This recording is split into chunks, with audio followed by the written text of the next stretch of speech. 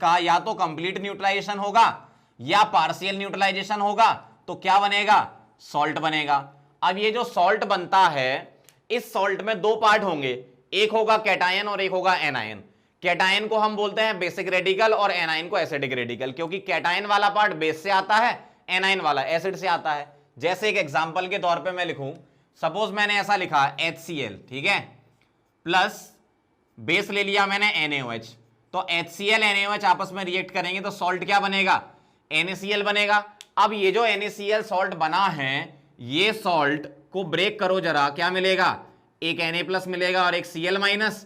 तो जो कैटायन वाला पार्ट है, कैटायन वाला, इसको बोलते हैं, कैटायन वाले को बेसिक रेडिकल, बेसिक रेडिकल, और जो एनायन वाला पार्ट है इसको बोलते हैं क्या? Acidic radical. ऐसा क्यों बोला? एसिडिक रेडिकल, बताओ जरा, ऐसा क्यों बोला?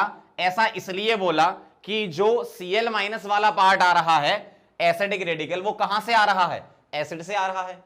और बेसिक रेडिकल मतलब Na+ वाला पार्ट कहां से आ रहा है? बेस से आ रहा है, इसलिए हम इनको एसिडिक और बेसिक रेडिकल बोलते हैं। अब इन्हीं रेडिकल्स का, इन्हीं का हमें जो कैटायन और एनायन मिल रहे हैं आपको, एसिडिक बेसिक, इन्हीं का हमें क्या करना होता है? एनालिसिस। इसी को हम बोलते हैं सॉल्ट एनालिसिस।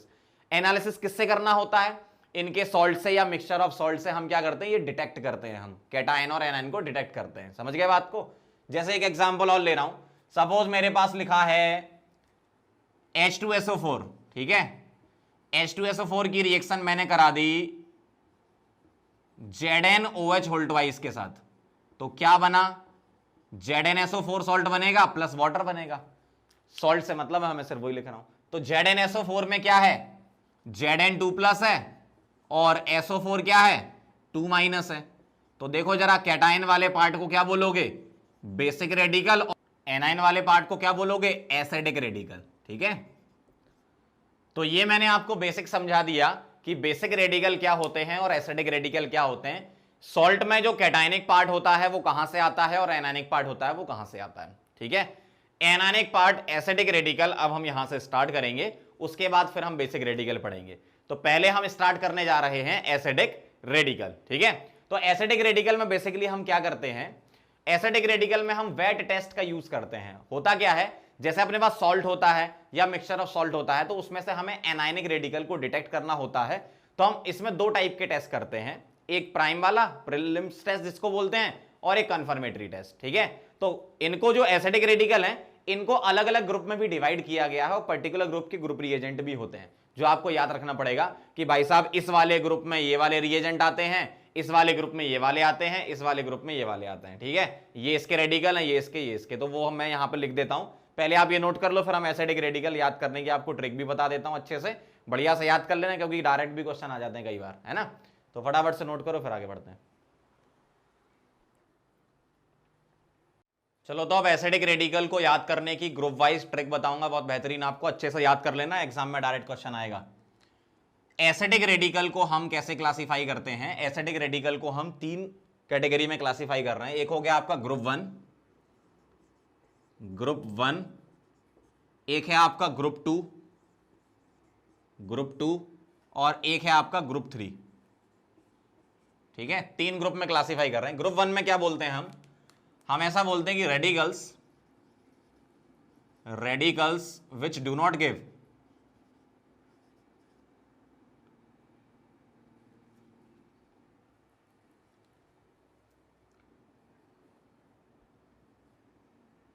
ग्रुप 1 में हम क्या बोलते हैं? ऐसा बोलते हैं कि रेडिकल्स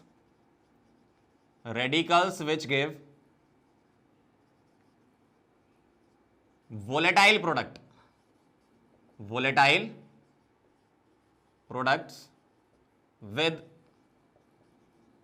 dilute acid, मतलब डाइल्यूट HCl या डाइल्यूट H2SO4 के प्रेजेंस में ये वेपर्स या गैस आपको देते हैं, ठीक है। और इस ग्रुप 1 में कौन कौन से रेडिकल हम रखते हैं? इसमें रखते हैं कार्बोनेट और बाइकार्बोनेट, इसके साथ याद रखना,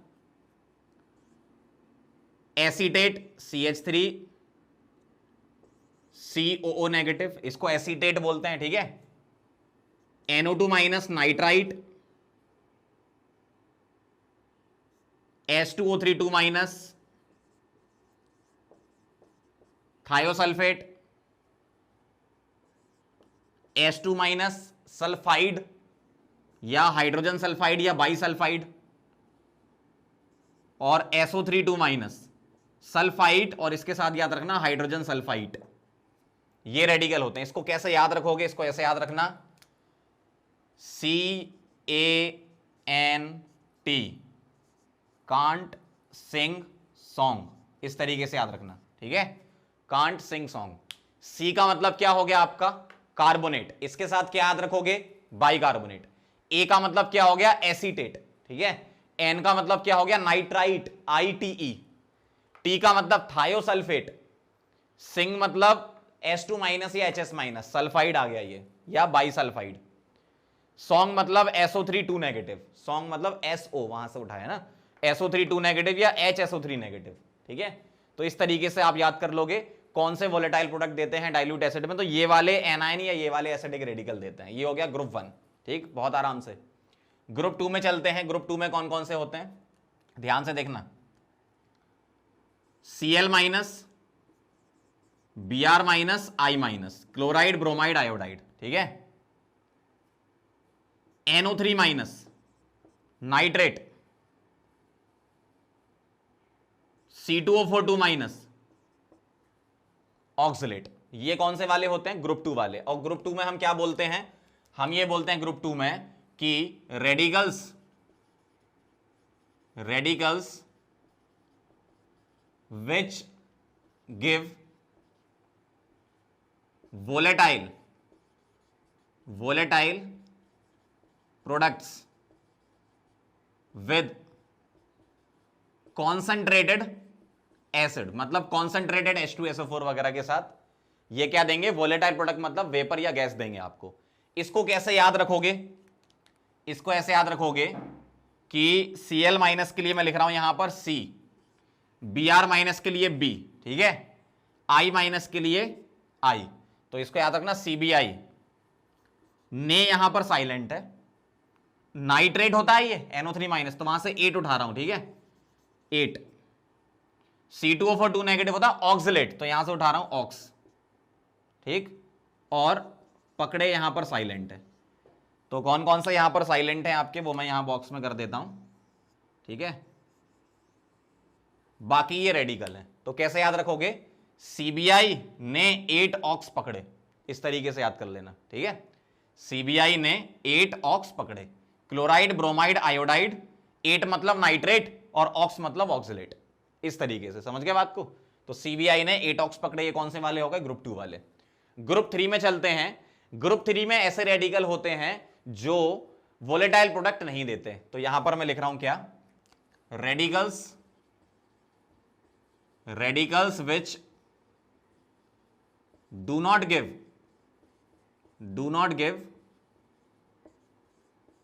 volatile products। इनके लिए स्पेशल तरीके होते हैं, ये प्रेसिपिटेशन वाली कुछ रिएक्शन होती हैं।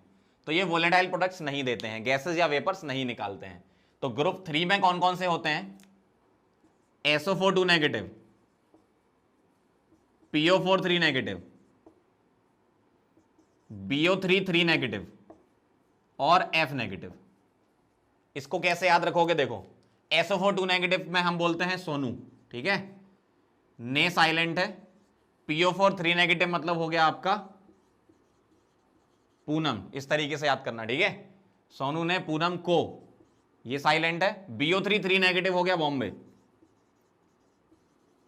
ठीक, मैं साइलेंट है। और F नेगेटिव हो गया फसाया। तो इस तरीके से आप याद कर लोगे, जल्दी याद हो जाएंगे। डायरेक्ट क्वेश्चन आता है एग्जाम में। कौन कौन सा यहां साइलेंट है उसको मैं यहां पर बॉक्स बना देता हूं, ठीक है। तो कौन कौन से रेडिकल हो गए अपने? SO4 negative, PO4 negative, BO3 negative और F नेगेटिव। सोनू ने पूनम को बॉम्बे में फंसाया, इस तरीके से याद कर लेना आप। अब हम क्या करेंगे? ये ग्रुप 1, ये ग्रुप 2 और ये ग्रुप 3, ठीक है। इसको पहले आप नोट कर लो, फिर उसके बाद अपन बात करेंगे इन सब के प्रीलिम्स टेस्ट के बारे में। 2 टाइप के टेस्ट बताए थे मैंने, एक प्रीलिम्स होता है और एक कंफर्मेटरी टेस्ट होता है। प्रीलिम्स टेस्ट में हम क्या करते हैं? कुछ पर्टिकुलर रिएजेंट जो मैंने यहां पर लिखे ना, ग्रुप 1, ग्रुप 2, ग्रुप 3 के, इन रिएजेंट को हम मिलाएंगे और उसके बाद हम क्या करेंगे? पर्टिकुलर कोई गैस निकलेगी, उसकी कुछ स्मेल वगैरह या फिर कुछ विजिबल कलर वगैरह दिखेगा तो उससे हम समझ लेंगे कि कौन सा है। उसके बाद हम उसका कंफर्मेटरी टेस्ट करेंगे, ठीक है। तो पहले आप ये नोट करो, फिर मैं ग्रुप 1 का आपको प्रीलिम्स टेस्ट बताऊंगा, किस तरीके से कौन कौन सी गैसेस होती हैं और क्या उनका ऑब्जर्वेशन होता है, फर्स्ट ऑब्जर्वेशन, ठीक है। नोट करो इसको, फिर आगे बढ़ते हैं।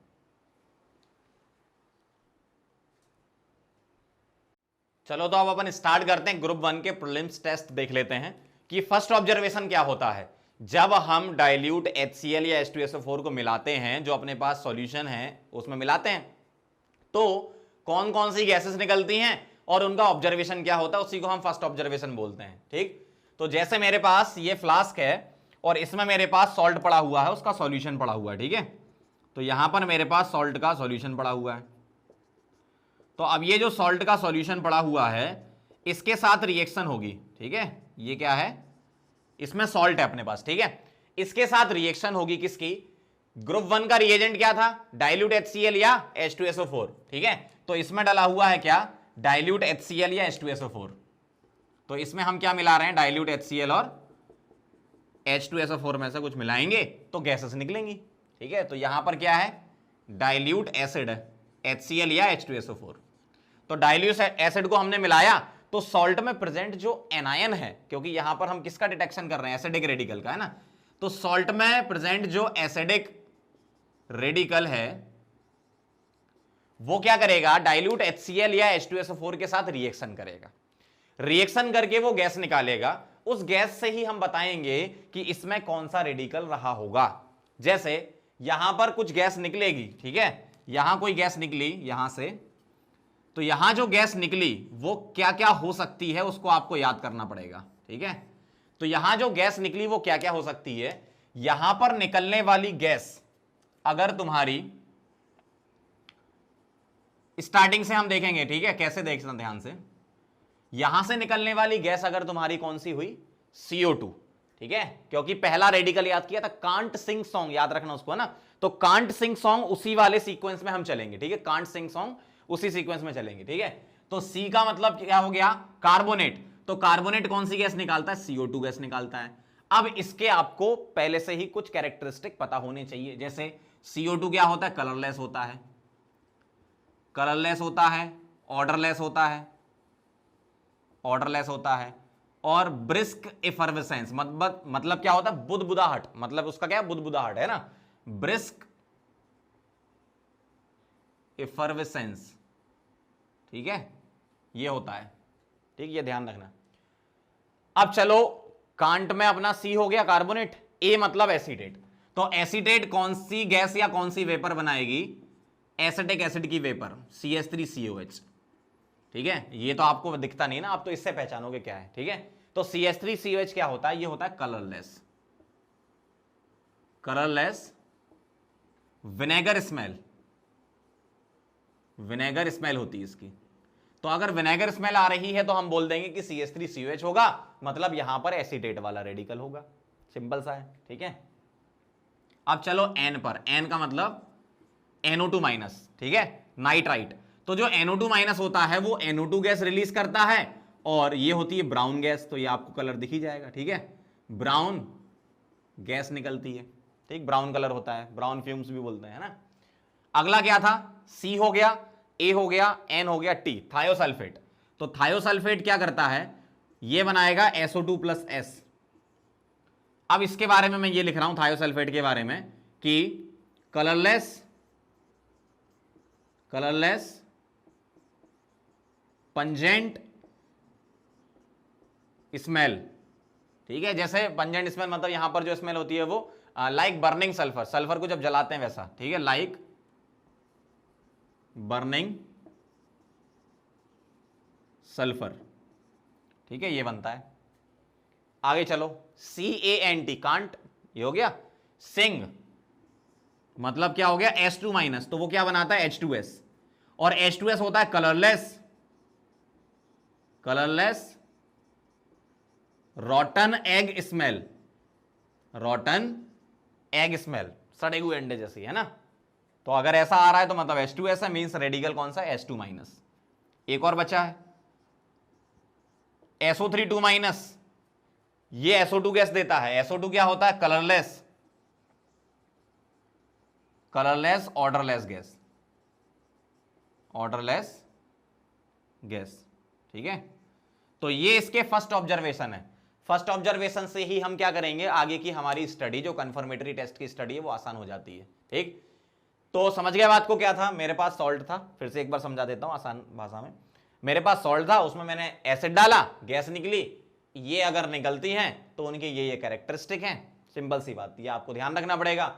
CO2 colourless odourless brisk effervescence, CH3COH vinegar smell होती, कलरलेस होता है, ठीक है। इसकी जो वेपर है, ठीक है, कलरलेस वेपर्स लिख लो यहां पर, CH3COH की कलरलेस वेपर्स, ठीक है, विनेगर स्मेल।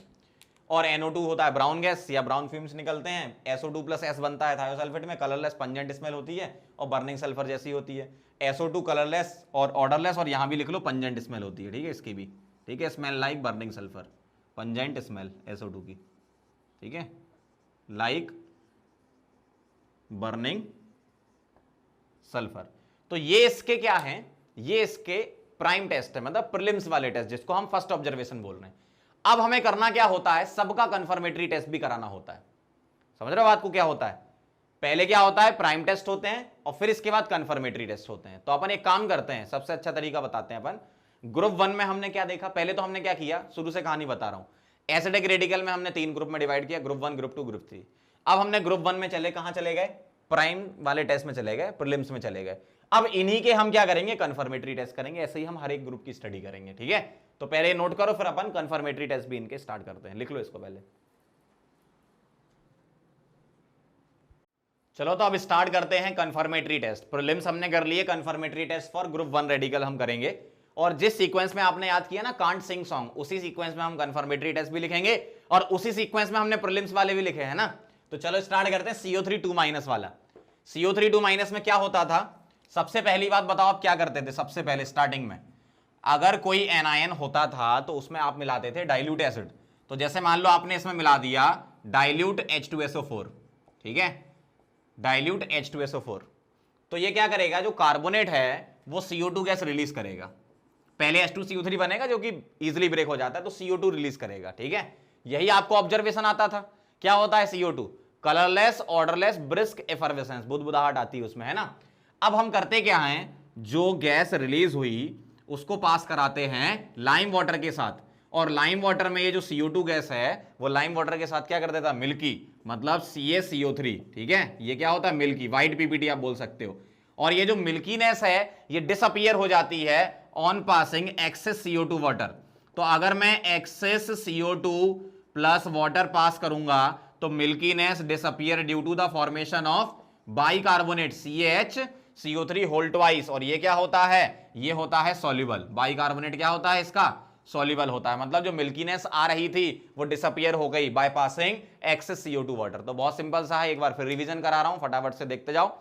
मेरे पास जो एनायन है उसको H2SO4 से पास किया, CO2 गैस निकली, पहले CaOH होल ट्वाइस डाला, लाइम वाटर डाला, तो लाइम वाटर ने क्या कर दिया, मिल्कीनेस आ गई। मिल्कीनेस किसकी वजह से आई, CaCO3 की वजह से आई। और अब एक्सेस CO2 वाटर पास करने पर milkiness disappears due to the formation of calcium hydrogen carbonate या कैल्शियम बाइकार्बोनेट। ये इसका कंफर्मेटरी टेस्ट है, ठीक है।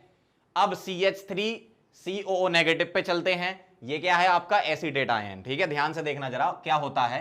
पहले आप क्या करते थे, जो आपके पास एनायन है उसकी रिएक्शन आप करवाओगे किसके साथ, डाइल्यूट एसिड के साथ कराओगे, तो ये क्या बना लेगा, CH3COOH बना लेगा, ठीक है।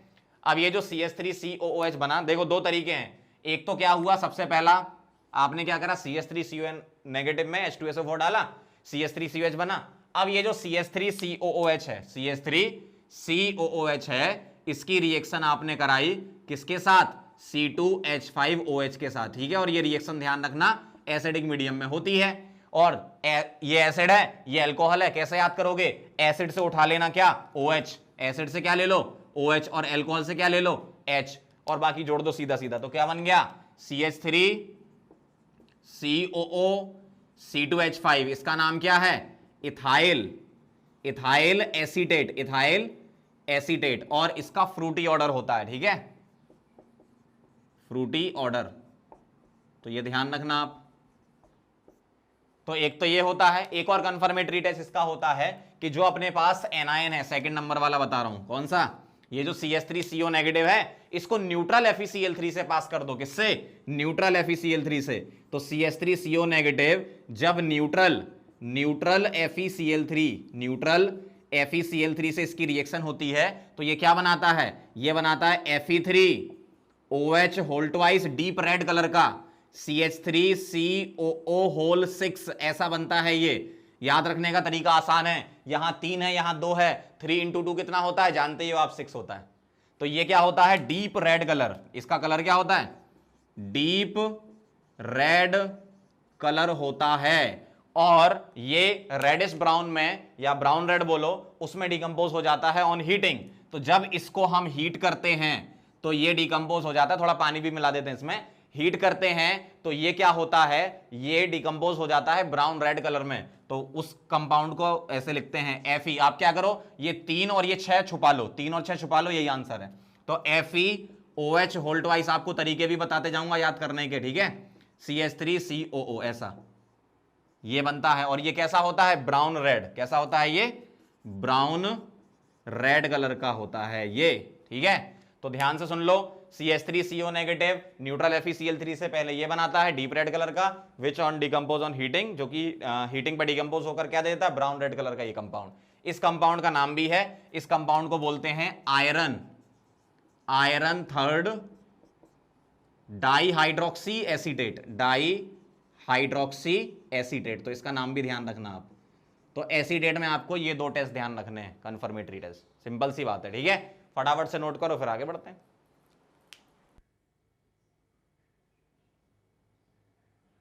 चलो तो आगे बढ़ते हैं, तीसरे रेडिकल पर चलते हैं, NO2 नेगेटिव। अपन सीक्वेंस में चल रहे हैं।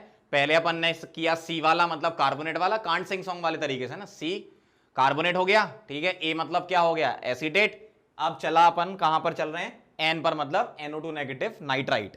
तो नाइट्राइट के लिए क्या होता था? इसमें जो गैस निकलती थी वो NO2 निकलती थी, ठीक है? उसकी भी एक बार रिएक्शन लिख देता हूं, क्या होता है? NO2 नेगेटिव ये H2SO4 के साथ H2SO4 के साथ ये देता है HNO2। और जो HNO2 है ऑन हीटिंग, यही लिख देता हूं, ऑन हीटिंग ये आपको देता है HNO3 प्लस NO। डिस्प्रोपोर्शनेशन होता है, ये नाइट्रोजन फैमिली में भी आपने पढ़ा था। और ये जो NO है ये ऑक्सीडाइज होकर आपको ब्राउन कलर की गैस देता है, NO2, ठीक है? Brown gas. ये इसका फर्स्ट ऑब्जर्वेशन था, उसकी ओवरऑल रिएक्शन मैंने यहां लिख दी। अब इसका कंफर्मेटरी टेस्ट नंबर 1 देखो जरा ध्यान से।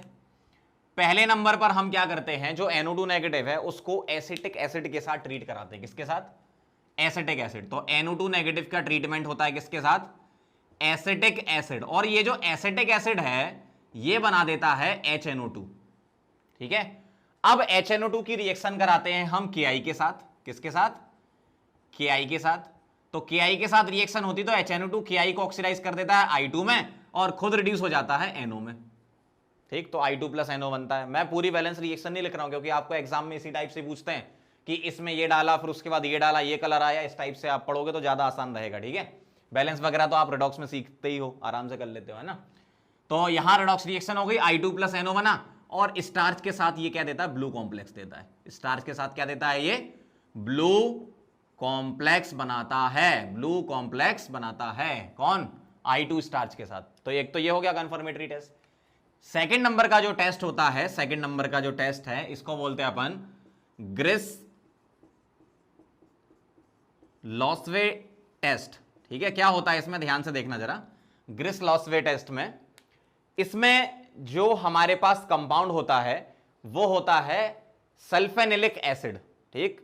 उसकी रिएक्शन होती है HNO2 के साथ, डायजोटाइजेशन होती है रिएक्शन, और उसके बाद उसकी रिएक्शन कराते हैं 1-नेफ्थाइल अमीन के साथ। क्या रिएक्शन है ध्यान से देखना पूरी। होता क्या है इसमें, NO2 जो नेगेटिव है वही कहानी है कि एसिटिक एसिड के साथ ये आपको क्या देता है? पहले ये तो आपको HNO2 दे देगा। अब ये जो HNO2 है वो डायजोटाइजेशन करता है, ठीक है? HNO2 के साथ यहां पर क्या बनेगा? साथ में CH3CO नेगेटिव भी बनेगा। और ये जो CH3CO नेगेटिव है ये कंबाइन होता है किसके साथ?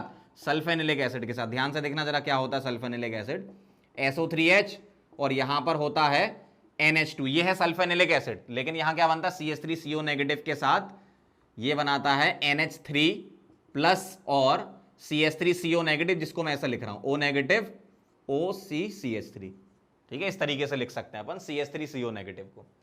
अब इसकी रिएक्शन होती है किसके साथ, HNO2 के साथ, डायजोटाइजेशन होता है। क्या होता है, डायजोटाइजेशन क्या होगा, यहां N डबल बॉन्ड N बनता है डायजोटाइजेशन में, तो ये बनाता है ऐसा SO3H N double bond N, ठीक, और ये बनाएगा OCCH3, ऐसे लिख देता हूं मैं, ठीक। अब इसकी रिएक्शन होती है किसके साथ, 1 नेफ्थाइल अमीन के साथ। किसकी, इसकी ध्यान से देखना जरा, तो इसकी रिएक्शन अगर मैं कराऊं किसके साथ, 1 नेफ्थाइल अमीन, तो यहां लिख देता हूं मैं 1 नेफ्थाइल अमीन कैसा दिखेगा, इस तरीके से दिखता है 1 नेफ्थाइल अमीन। तो यहां क्या होता है, कपलिंग रिएक्शन होती है, रेड कलर का एजोडाई बनता है। यहां पर क्या करो आप, यहां से इधर से H और यहां से CH3COH निकाल दो अलग, तो ये N डबल बॉन्ड N यहां चिपकेगा। तो ध्यान से देखना जरा कैसे जोड़ रहा हूं मैं इस तरीके से लिख देता हूं इसको, ये आपका नीचे हो गया, यहां क्या है NH2 और इसके साथ क्या जुड़ गया ऊपर N डबल N, सही है, और इसके साथ ये पूरी की पूरी रिंग जुड़ी है, तो इसके साथ मैं यहां पूरी रिंग जोड़ देता हूं, ये इस तरीके से SO3H, सही है, इसके पैरा पर जोड़ दिया मैंने, और ये होता है रेड एजोडाई। तो ये टेस्ट होता है, इसको बोलते हैं अपन ग्रिस-लॉसवे टेस्ट, ठीक है। अब इस टेस्ट की एक बहुत इंपॉर्टेंट बात, अगर सॉल्यूशन डाइल्यूट है तभी ये वैलिड है। फॉर डाइल्यूट सॉल्यूशन होता है, बहुत इंपॉर्टेंट है, ध्यान से लिखना, फॉर डाइल्यूट सॉल्यूशन है ये। अगर आपका जो ये सॉल्यूशन लिया हमने सॉल्ट का, डाइल्यूट सॉल्यूशन है तभी पूरा टेस्ट होगा। अगर सॉल्यूशन कॉन्सेंट्रेटेड हुआ तो डायजोटाइजेशन तक ही रिएक्शन रुक जाती है, डाइल्यूट सॉल्यूशन में उसके आगे बढ़ती है बात। अगर कॉन्सेंट्रेटेड सॉल्यूशन हुआ तो सिर्फ डायजोटाइजेशन, मतलब यहां तक रिएक्शन रुकेगी, आगे की रिएक्शन नहीं होगी। समझ गए बात को, इसका नाम लिख लो 1 नेफ्थाइल अमीन, ठीक है, यहां लिख देता हूं 1 नेफ्थाइल अमीन। समझ गए बात को, ठीक है। तो ये टेस्ट था NO2 नेगेटिव का, नोट करो फिर आगे बढ़ते हैं। चलो आगे बढ़ते हैं, H2O3 2 नेगेटिव के कंफर्मेटरी टेस्ट पे चलते हैं। इसकी पहले बेसिक रिएक्शन देख लो जो फर्स्ट ऑब्जर्वेशन की थी, वो क्या होती है, H2O3 2 नेगेटिव जो होता है उसमें हम मिलाते हैं डाइल्यूट एसिड, ठीक है। तो डाइल्यूट H2SO4 मान लेते हैं अपन, डाइल्यूट एसिड इसमें मिला रहे हैं। तो डाइल्यूट एसिड जब मिलाते हैं तो इसमें बनता है सल्फर की टर्बिडिटी आती है येलो कलर की, प्लस SO2 गैस रिलीज होती है। ये इसका ऑब्जर्वेशन में अपन ने लिखा ही था। अब कंफर्मेटरी टेस्ट में हम लिख रहे हैं यहां पर, पहला जो टेस्ट है नंबर 1 वाला टेस्ट, उसमें क्या होता है, जो अपने पास Pb+2 है, Pb+2 उसकी रिएक्शन कराते हैं हम H2O3 2 नेगेटिव के साथ। किसकी रिएक्शन, लेड के किसी सॉल्ट की Pb2+ वाले, ठीक है। तो क्या बनता है, इसमें बनता है PbH2O3, ठीक है, और ये व्हाइट कलर का होता है, ये व्हाइट पीपीटी होता है। होता क्या है एक्चुअल में, स्टार्टिंग में तो कुछ नहीं होता, लेकिन जब अपन एक्सेस मिलाते हैं सॉल्यूशन का तो व्हाइट पीपीटी आ जाता है इसमें, ऐसा होता है। और जब एक्सेस के साथ रिएक्शन होती है, PbH2O3 का व्हाइट पीपीटी आ जाता है, तो ये क्या करता है, जब इसको बॉइलिंग वाटर के साथ ट्रीट करते हैं, बॉइलिंग वाटर के साथ या वाटर के साथ इसको हीट कर दो, तो क्या होता है, ये बना लेता है PbS का ब्लैक पीपीटी, ठीक है। ये व्हाइट होता है, ये क्या होता है, ब्लैक पीपीटी होता है। ये कहानी इसकी, ठीक है। एक और टेस्ट होता है इसका सेकंड नंबर पे, Fe+3 आयन के साथ कराते हैं अपन। किसके साथ, Fe+3 के साथ। तो H2O3 2 नेगेटिव की रिएक्शन जब Fe+3 के साथ कराते हैं तो इसमें एक कॉम्प्लेक्स बनता है जो कि ऑन स्टैंडिंग डिसोसिएट या डिकम्पोज हो जाता है। तो जो कॉम्प्लेक्स बनता है वो क्या होता है, FeH2O3 होल ट्वाइस नेगेटिव, ठीक है। ये कॉम्प्लेक्स बनता है वायलेट कलर का। तो वायलेट कलर का ये कॉम्प्लेक्स बना और ये इजीली ब्रेक हो जाता है, और ऑन ब्रेकिंग ये क्या करता है, Fe+2 में चला जाता है और S4O6 2 नेगेटिव बन जाता है। ये होता है इसमें, ठीक है।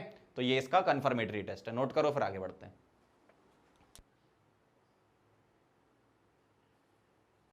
चलो आगे बढ़ते हैं, अगला टेस्ट है अपना H2- का, ठीक है, सल्फाइड आयन का। एक्चुअल में क्या होता है कि जो H2- आयन होता है, जब इसको डाइल्यूट एसिड के साथ ट्रीट करते हैं, ठीक है, डाइल्यूट एसिड के साथ ट्रीट करते हैं, तो ये H2S गैस निकलती थी, याद करो, रॉटन एग स्मेल कलरलेस गैस है ना।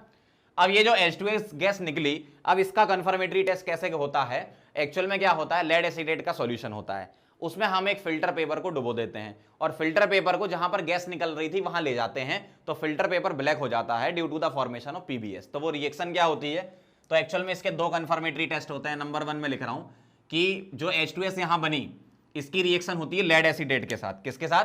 Lead acetate. तो CH3COO होल ट्वाइस Pb, ठीक है, और प्लस जो यहां पर H2 गैस निकली, तो H2S गैस के साथ इसकी रिएक्शन होती तो ये बनाता है PbS का ब्लैक PPT। क्या बनाता है ये?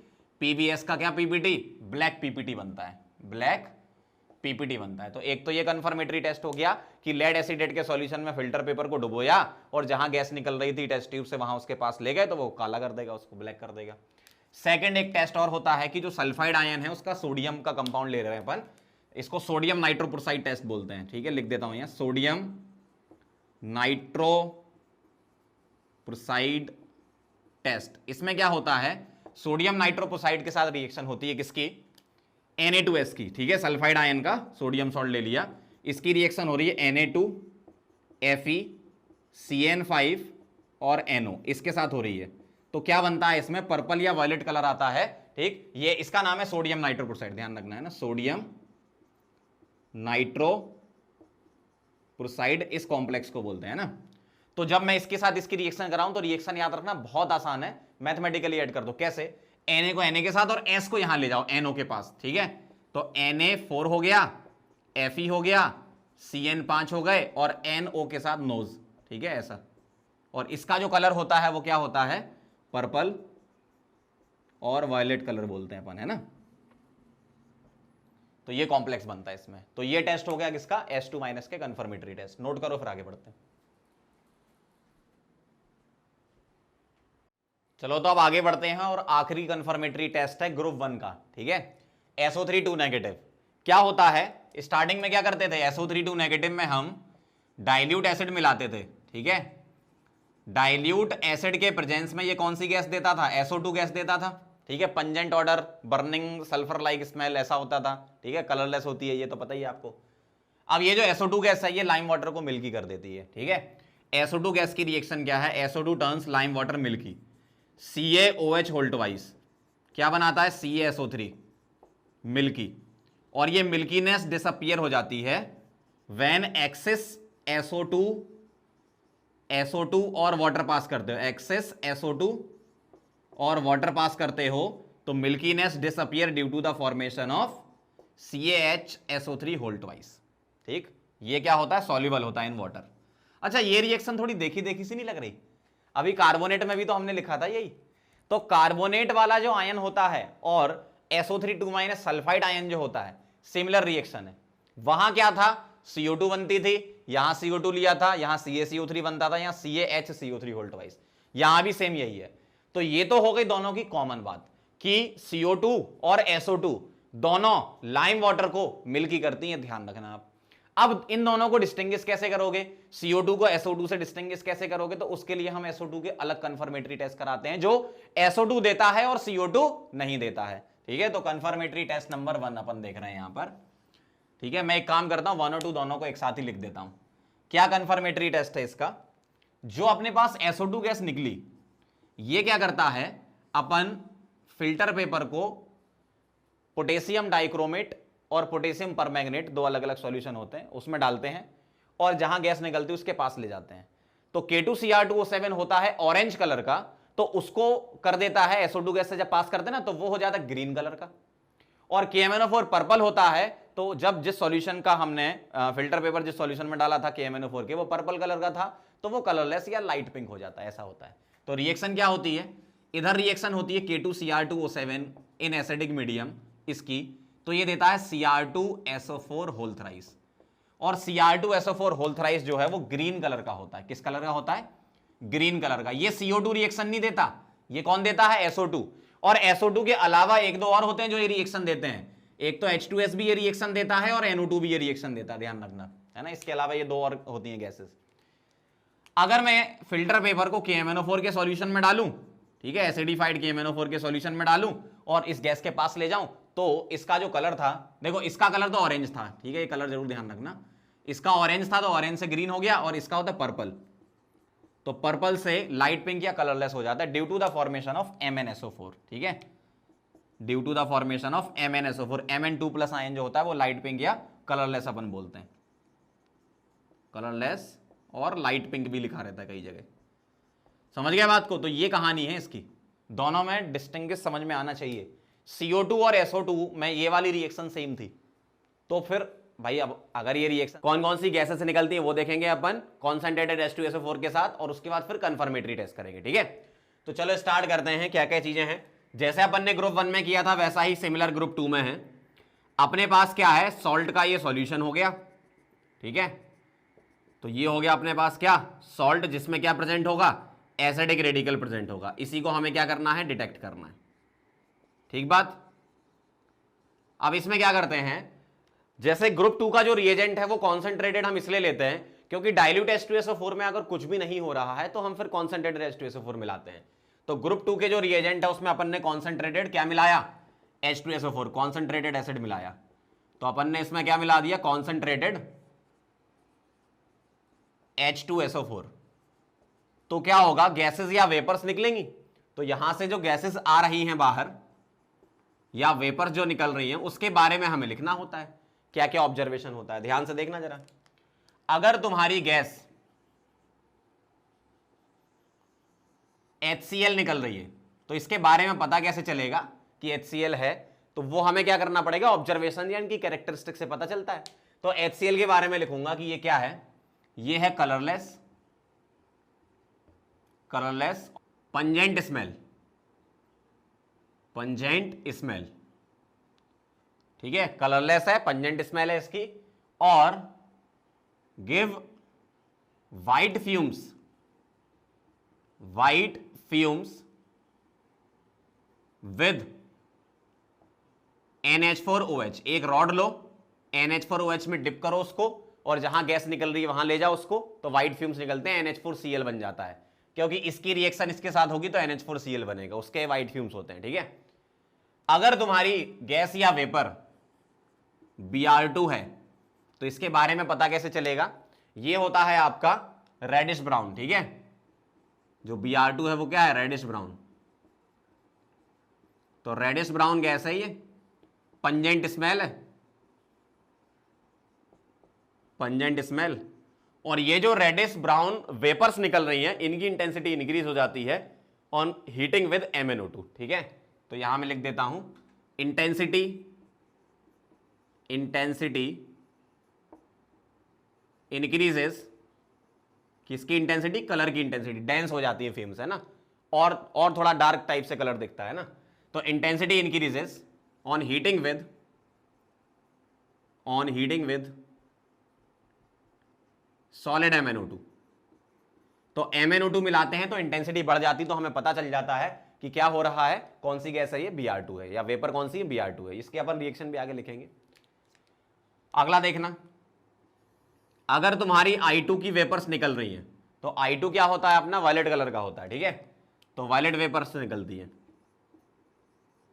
ठीक है, कई जगह पर्पल भी लिखा है, सिमिलर ही समझो आप। और intensity, intensity increases, intensity increases on heating with, on heating with MnO2। इसमें भी यही होता है, सॉलिड MnO2 के साथ हीट करते हैं तो इंटेंसिटी बढ़ जाती है और इंटेंस हो जाता है कलर। ठीक, अगर तुम्हारा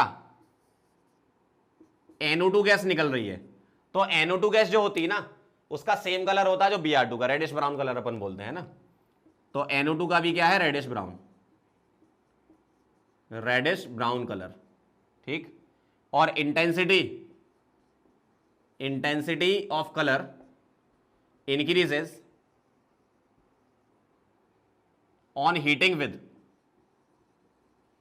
on heating with copper turning से। मतलब कॉपर के साथ आप ट्रीट करा दो तो क्या होता है, इंटेंसिटी बढ़ने लगती है, जो कलर निकलता है उसकी इंटेंसिटी बढ़ती है।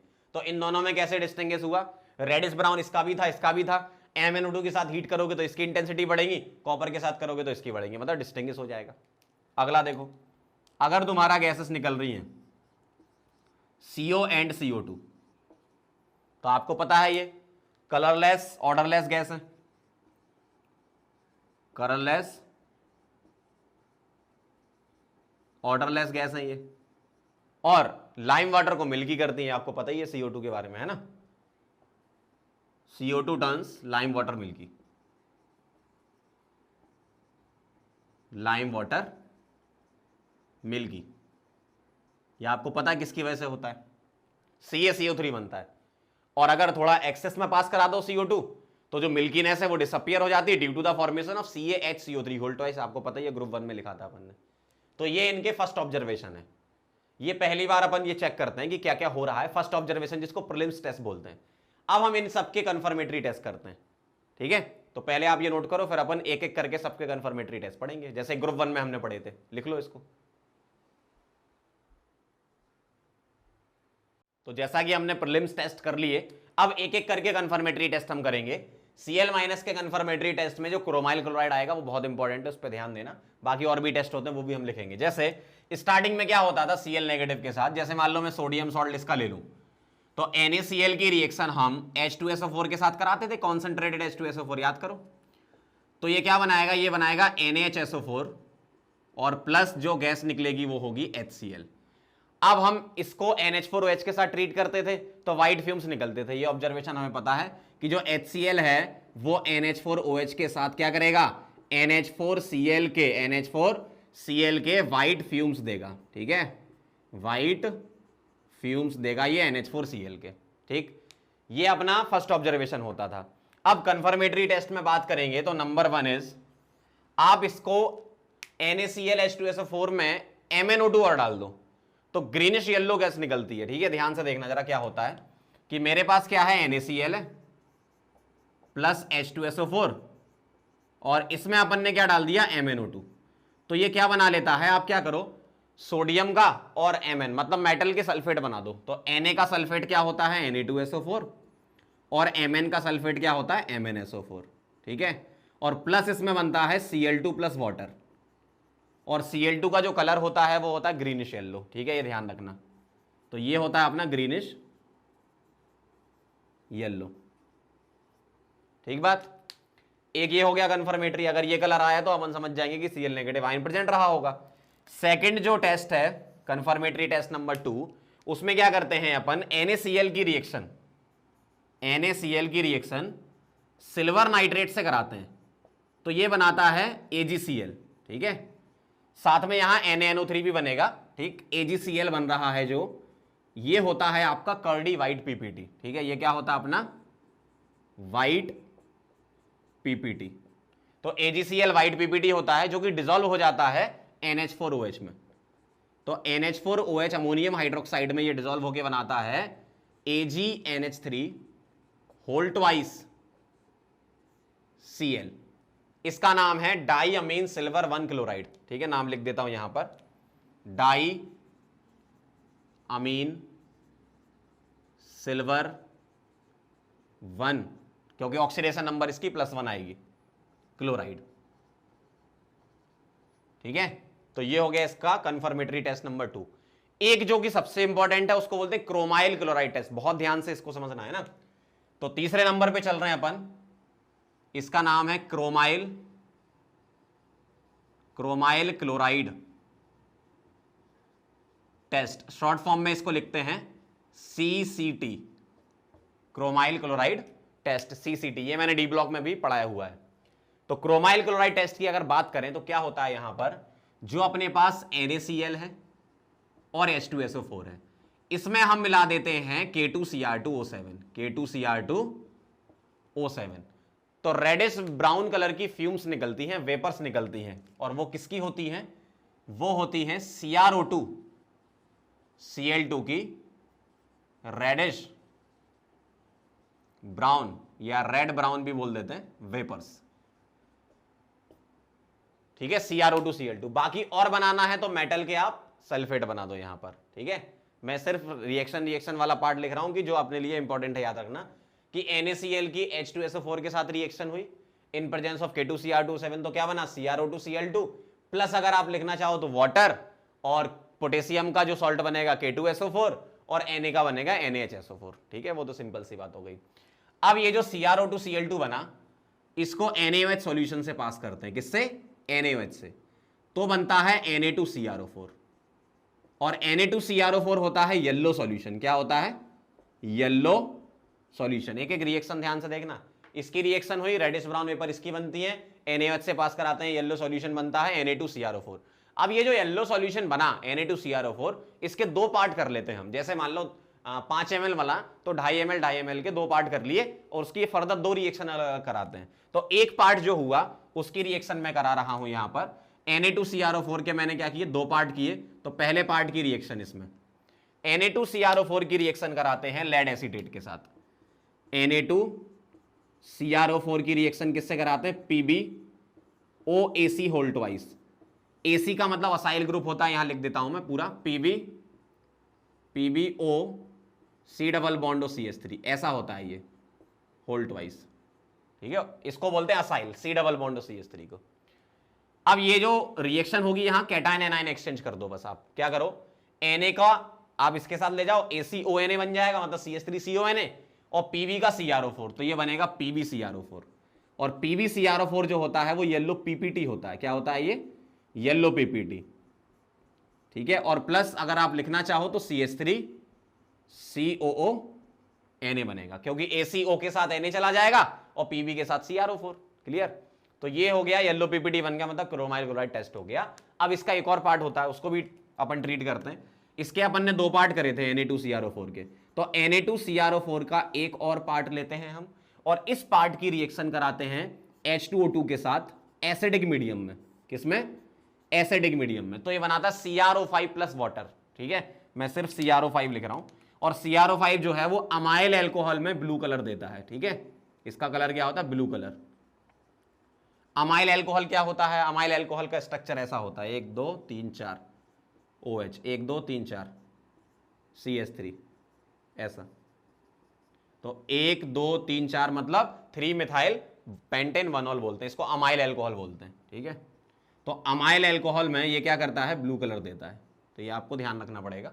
तो CrO5 का ब्लू कलर होता है। इससे रिलेटेड क्वेश्चन हमने रिडॉक्स में करे थे। बटरफ्लाई स्ट्रक्चर है ये, जानते हो आप। दो परऑक्सी लिंकेज होते हैं, ऑक्सीजन की दो ऑक्सीडेशन स्टेट होती है, -1 एंड -2, और क्रोमियम +6 होता है। तो ये हम वैसे रिडॉक्स में इसकी बाकी चीजें कवर कर चुके हैं। बस रिएक्शन वाला पोर्शन देख लो क्या है, एक बार फिर से समझ लो, ये बहुत इंपॉर्टेंट है। NaCl H2SO4 और K2Cr2O7 के साथ रेडिश ब्राउन CrO2Cl2 की वेपर्स देता है, प्लस मेटल के सल्फेट बना देना और पानी निकाल देना। NaOH के साथ जब इसकी ट्रीट होता है, रिएक्शन होती है, तो Na2CrO4 का येलो सॉल्यूशन बनता है। अब इस येलो सॉल्यूशन के हम दो पार्ट करते हैं। एक पार्ट को ट्रीट कराते हैं लेड एसिडेट के साथ, तो येलो PPT आता है, और दूसरे पार्ट को ट्रीट कराते हैं H2O2 एसिडिक मीडियम के साथ, तो जो कंपाउंड बनता है उसमें अमाइल, इसमें जब रिएक्शन होती है तो थोड़ा little amount of amyl alcohol भी मिला देते हैं, तो ये ब्लू कलर देता है। कौन, CrO5। इसको बोलते हैं क्रोमियम पेंटाऑक्साइड, और इससे रिलेटेड सारी चीजें रिडॉक्स में हम कर चुके हैं पहले ही। अब बात आती है कि कौन कौन से क्लोराइड ये टेस्ट नहीं देते हैं। तो कोवेलेंट क्लोराइड ये टेस्ट नहीं देंगे, क्यों, क्योंकि NaCl जो है वो Na+ और Cl नेगेटिव के फॉर्म में टूटेगा, और फ्री Cl नेगेटिव आयन का टेस्ट है ये। तो ऐसे क्लोराइड जो फ्री Cl- आयन नहीं देते हैं वो ये टेस्ट नहीं देंगे। तो कौन कौन से हैं जो ये टेस्ट नहीं देते हैं, तो यहां पर मैं लिख देता हूं, chlorides which do not give chromyl chloride test, CCT लिख रहा हूं मैं, है ना, do not give chromyl chloride test. अब ये कौन कौन से क्लोराइड होते हैं, सिल्वर का, टिन का, लेड का और Hg का। इनके क्लोराइड जो है वो CCT नहीं देते। जैसे आपको जो मिलेंगे वो AgCl ये नहीं देता, SnCl4 ये नहीं देता, PbCl4 ये नहीं देता, Hg के दोनों Hg2Cl2 ये नहीं देगा, एंड HgCl2 ये भी नहीं देगा। तो इतने क्लोराइड आपको ध्यान रखने हैं। याद कैसे करोगे इसको, ऐसे याद करोगे, अजी सुनो प्यार हो गया, सबसे बढ़िया है ना, अजी सुनो प्यार हो गया। तो इसको आप ऐसे याद रखोगे, अजी सुनो प्यार हो गया। इस तरीके से आप इसको याद कर लेना कि इनके क्लोराइड क्रोमाइल क्लोराइड टेस्ट नहीं देते। तो क्वेश्चन आप डायरेक्ट ही देखोगे, क्वेश्चन लिखा होगा which of the following chloride do not give chromyl chloride test.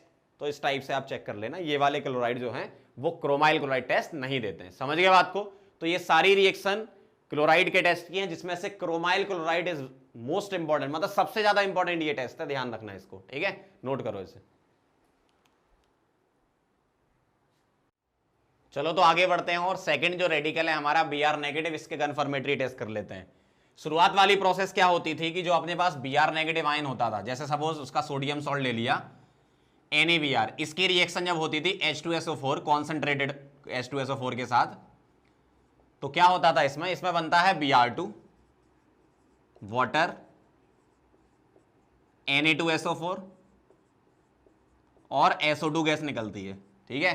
तो इसमें ये बनता था, और ये जो Br2 है ये स्टार्च पेपर को येलो कर देता है, स्टार्च पेपर को क्या कर देता है, ये येलो कर देता है, ठीक है, ध्यान रखना इसको। और मैंने एक पॉइंट और लिखाया था कि जो ब्रोमीन होता है, जो फ्यूम्स निकलती हैं, रेडिश ब्राउन वेपर्स होती है इसकी, तो MnO2 डालने पर वो क्या हो जाती है, इंटेंसिफाई हो जाती है, मतलब फ्यूम्स की डेंसिटी बढ़ जाती, इंटेंसिटी बढ़ जाती है। तो फ्यूम्स की इंटेंसिटी कैसे बढ़ती है, उसके लिए जो रिएक्शन जिम्मेदार है वो ये है कि NaBr की रिएक्शन H2SO4 के साथ तो करा ही रहे हो आप, इसमें और क्या मिला दो, MnO2 और मिला दो, इसके साथ हीट कर दो, तो इसमें क्या बनता है, देखो Br2 तो बनेगा, वाटर बनेगा, Na2SO4 बनेगा, बस यहां पर एक एक्स्ट्रा जो बनेगा वो बनेगा MnSO4। तो रिएक्शन याद रखना भी आसान है कि ये तीनों तो यहां भी बनने हैं, बस यहां SO2 था, यहां क्या आ जाएगा, MnSO4 आ जाएगा, और जो Br2 है उसकी इंटेंसिटी क्या हो जाएगी, बढ़ जाएगी, ठीक है। अब इसके कन्फर्मेटरी टेस्ट देखो जरा। पहले नंबर पर जो कन्फर्मेटरी टेस्ट है वो है सिल्वर नाइट्रेट के साथ हम ट्रीट कराएंगे। तो अगर मैं NaBr को सिल्वर नाइट्रेट AgNO3 के साथ ट्रीट कराता हूं तो ये बनता है पेल येलो PPT बनता है AgBr का। कैसा होता है ये, पेल येलो PPT होता है, पेल येलो प्रिसिपिटेट होता है किसका, AgBr का। अब ये जो PPT होता है ये NH4OH में बहुत डिफिकल्टी से डिसॉल्व होता है, लेकिन डिसॉल्व होता है, मतलब अगर रिएक्शन पूछे तो आप बोलोगे यस। तो NH4OH के साथ डिफिकल्टी से क्या होता है, ये डिसॉल्व होता है, तो AgNH3 होल ट्वाइस और क्या बनेगा Br। वहां क्या बनता था Cl वाले में, यहां Cl आता था, तो डाइअमीन सिल्वर 1 ब्रोमाइड बन जाएगा इसमें। क्या बोलोगे इसको, डाइअमीन सिल्वर 1 ब्रोमाइड, ठीक है, ये बनता है इसमें। यहां पर जो अपन नेमिंग करते हैं वो IUPAC के अकॉर्डिंग करते हैं कोऑर्डिनेशन कंपाउंड की, जो कि अपन ने कोऑर्डिनेशन में सीखा था। यहां पर डबल M आता है अमीन में, ठीक है। अगर पीछे मैंने वहां पर अमीन लिख दिया तो सही कर लेना, डबल M आएगा। अगर डबल M लिखा है तो देख लेना एक बार, सही है। अगर 1 M लिखा हो मैंने तो उसको 2 M कर लेना, डबल M होता है। चलो इसका एक और टेस्ट है सेकेंड नंबर पे, ये इंपॉर्टेंट है, इसको बोलते हैं लेयर टेस्ट। लेयर टेस्ट का क्या कॉन्सेप्ट है, लेयर टेस्ट का ये कॉन्सेप्ट है कि हमारे पास क्या होता है, ऑर्गेनिक सॉल्वेंट में हम क्या करते हैं, जो भी हमारे पास आयन है उसका सॉल्ट जो भी है, जैसे NaBr आपने ले लिया, उसको ऑर्गेनिक सॉल्वेंट में अपन ने डाल दिया। अब हम क्या करते हैं, drop by drop freshly prepared chlorine water अलग से बना लेते हैं, उसको उसमें डालते हैं, तो क्या होता है, ऑरेंज ब्राउन कलर की जो है वो एक लेयर बन जाती है, जो कि डिसॉल्व रहती है किसमें, ऑर्गेनिक सॉल्वेंट में। क्या होता है, ध्यान से समझना प्रोसेस। जैसे मेरे पास ये टेस्ट ट्यूब है, ठीक है, ये मेरे पास टेस्ट ट्यूब है, और इस टेस्ट ट्यूब में क्या पड़ा हुआ है, मेरे पास जो सॉल्ट है वो मैंने डाल दिया इसमें, ठीक है, यहां मैंने सॉल्ट डाल दिया NaBr, ठीक है। और इसमें क्या है, सॉल्ट के साथ साथ इसमें ऑर्गेनिक सॉल्वेंट लाइक CCl4, ठीक है, या फिर CHCl3 ले सकते हो, या फिर CH2 ले सकते हो, या फिर CH2Cl2 ले सकते हो। ये सॉल्वेंट आप यहां पर यूज कर सकते हो। अब क्या करते हैं हम, इसमें ड्रॉप बाय ड्रॉप क्या मिलाते हैं, chlorine water, freshly prepared chlorine water क्या करते हैं, ड्रॉप बाय ड्रॉप मिलाते हैं। तो होता क्या है, जो क्लोरीन होता है ना, वो ब्रोमाइड आयन को ऑक्सीडाइज कर देता है, तो उससे क्या होता है, जो Br2 बनता है उस वो जो ऑर्गेनिक सॉल्वेंट है उसमें डिसॉल्व रहता है, अगर हम इस टेस्ट ट्यूब को बहुत विगरसली हिलाएं, ठीक है। अपन क्या करते हैं, प्रोसेस समझ लो, सॉल्ट है, ऑर्गेनिक सॉल्वेंट अपन ने इसमें डाल रखा और chlorine water drop by drop इसमें मिला देते हैं, ठीक है। अब इसके बाद इसको हिलाते हैं, टेस्ट ट्यूब को बहुत जोर से हिलाते हैं, तो होता क्या है, जो यहां पर प्रोसेस होती है वो ये प्रोसेस होती है कि जो टेस्ट ट्यूब था अपना, इस टेस्ट ट्यूब में लेयरिंग हो जाती है। किस तरीके से लेयरिंग हो जाती है, इसमें जैसे आपने यहां पर क्या मिलाया, Cl2 वाटर मिलाया, तो मान लो ये आपने क्लोरीन वाटर मिलाया, ठीक है, तो क्लोरीन वाटर इसमें मिला दिया अपन ने, और इसमें क्या था मेरे पास, NaBr के साथ क्या था, ऑर्गेनिक सॉल्वेंट था, तो ये मिल गया। अब आप क्या करोगे, इसको हिलाओगे, ठीक है, इसको हिलाओगे तो क्या होगा, लेयर सेपरेट हो जाएगी। कैसे, जो अपना Br2 बनेगा वो ऑर्गेनिक सॉल्वेंट में क्या हो जाएगा, डिसॉल्व हो जाएगा, ठीक है। ये कॉन्सेप्ट है इसका, जो Br2 होता है नॉन पोलर जो अपना कंपाउंड है वो किसमें डिसॉल्व हो जाता है, ऑर्गेनिक में, ठीक है। और जो दूसरी लेयर बनेगी वो किसकी बनेगी, इधर NaCl की। रिएक्शन जो रेस्पॉन्सिबल है वो क्या है, यहां पर पहले इसका कलर लिख लो, ये जो कलर होता है इस लेयर का वो होता है ऑरेंज ब्राउन, ऑरेंज ब्राउन, ठीक है। और ये कैसे आता है, विग्रसली यहां पर शेक करने पर आता है, ठीक है। जो रिएक्शन होती है वो क्या होती है कि Cl2 की रिएक्शन हुई किसके साथ, NaBr के साथ, तो इसने क्या बना दिया, Br2 बना दिया और NaCl बना दिया, ये रिएक्शन होती है। और इसमें यह भी ध्यान रखना बहुत ज्यादा एक्सेस में नहीं होना चाहिए क्लोरीन, अगर आप एक्सेस में लेते हो तो Cl2 और Br2 जो बना वो आपस में रिएक्शन करके कलरलेस BrCl बना देंगे। क्यों, यहां Br 0, Cl यहां 0, यहां Br+1 और Cl -1, तो क्लोरीन 0 से कहां गया -1, अपने आप को रिड्यूस किया, तो ये क्या हो गया, ऑक्सीडाइजिंग एजेंट, और ये क्या हो गया, रिड्यूसिंग एजेंट। और हम जानते हैं कि क्लोरीन अच्छा ऑक्सीडाइजिंग एजेंट होता है ब्रोमीन से, ये तो हमें पता ही है। इलेक्ट्रोकेमिकल सीरीज में हमने लिखा था, क्या लिखा था, आयोडीन, क्लोरीन, सॉरी ब्रोमीन, फिर क्या आता था, क्लोरीन और फिर फ्लोरीन, और टॉप टू बॉटम क्या होता है, ऑक्सीडाइजिंग पावर क्या होती है, इंक्रीजेस। तो हमें ये तो पता है कि Cl2 जो है वो अच्छा ऑक्सीडाइजिंग एजेंट है, वो आयोडाइड और ब्रोमाइड दोनों आयन को ही ऑक्सीडाइज कर देता है, ठीक है। और Cl2 अगर आप एक्सेस में लेते हो तो Br2 के साथ रिएक्शन करके ये बना देगा कलरलेस, ठीक है। तो जो कलर आ रहा था वो चला जाएगा आपका, तो डिजायर्ड जो आप एक्सपेरिमेंट कर रहे थे वो नहीं हो पाएगा। तो हमें ऐसा लिखना है कि access of Cl2 is avoided, ये आपको अवॉइड करना है। क्यों, अगर आपने एक्सेस ले लिया तो ये काम हो जाएगा जो मैंने यहां पर लिखा है, ये मैं बॉक्स में बंद कर देता हूं, ठीक है। तो ये ध्यान रखना आप। तो बहुत सिंपल सा है लेयर टेस्ट, क्या होता है फिर से समझा देता हूं। मेरे पास सॉल्ट का सॉल्यूशन है, ऑर्गेनिक सॉल्वेंट में उसको डाल दिया था हमने पहले। अब हम क्या करते हैं, chlorine water drop by drop उसमें मिलाते हैं, फ्रेशली प्रिपेयर्ड अलग से बना लेते हैं अपन। तो जब उसको मिलाते हैं तो उसको फिर जो टेस्ट ट्यूब है उसको बहुत जोर से हिलाओ, ठीक है, शेक करो, विग्रसली शेकिंग पर क्या होता है, एक लेयर अलग हो जाती है ऑरेंज लेयर, और दूसरा जो है कलरलेस बोलते हैं अपन उसको, NaCl को, कलरलेस सॉल्यूशन ऊपर हो जाता है। तो जो ऑरेंज लेयर है वो कहां पे डिसॉल्व होती है, क्वेश्चन आपसे पूछ सकते हैं, तो ध्यान रखना ऑर्गेनिक सॉल्वेंट में होती है वो, ठीक है। जो लेयर होती है, जो कलर होता है वो कहां चला जाता है, वो चला जाता है ऑर्गेनिक सॉल्वेंट में। कौन कौन से सॉल्वेंट आप ले सकते हो, वो ये सारे ले सकते हो। समझ गए बात को, फटाफट से इसको नोट करो फिर आगे बढ़ते हैं। चलो तो आगे बढ़ते हैं। थर्ड नंबर का टेस्ट है आयोडाइन आयन का। Br- जैसे ही टेस्ट होते हैं तो मैं क्या कर रहा हूं, इसमें एडिट करते जा रहा हूं बस चीजों को। यहां कर लो 2 की जगह 3, और टेस्ट फॉर यहां लिख देंगे हम I-, ठीक है, ठीक। अब यहां क्या है, NaBr था, तो यहां कर लो आप क्या, NaI। इसकी रिएक्शन हुई, यहां Br2 बनता था, अब क्या बनने लगेगा, I2। और ये स्टार्च सॉल्यूशन को क्या कर देता है, ये ब्लू, ठीक, बिल्कुल सिमिलर उसी टाइप से ही है, ठीक है, ये ब्लू कर देता है। लेकिन यहां क्या होता है, जो NaI की H2SO4 से रिएक्शन है, I2 के अलावा इसमें और भी चीजें बनती हैं, तो मैं यहां पे लिख देता हूं लिटिल अमाउंट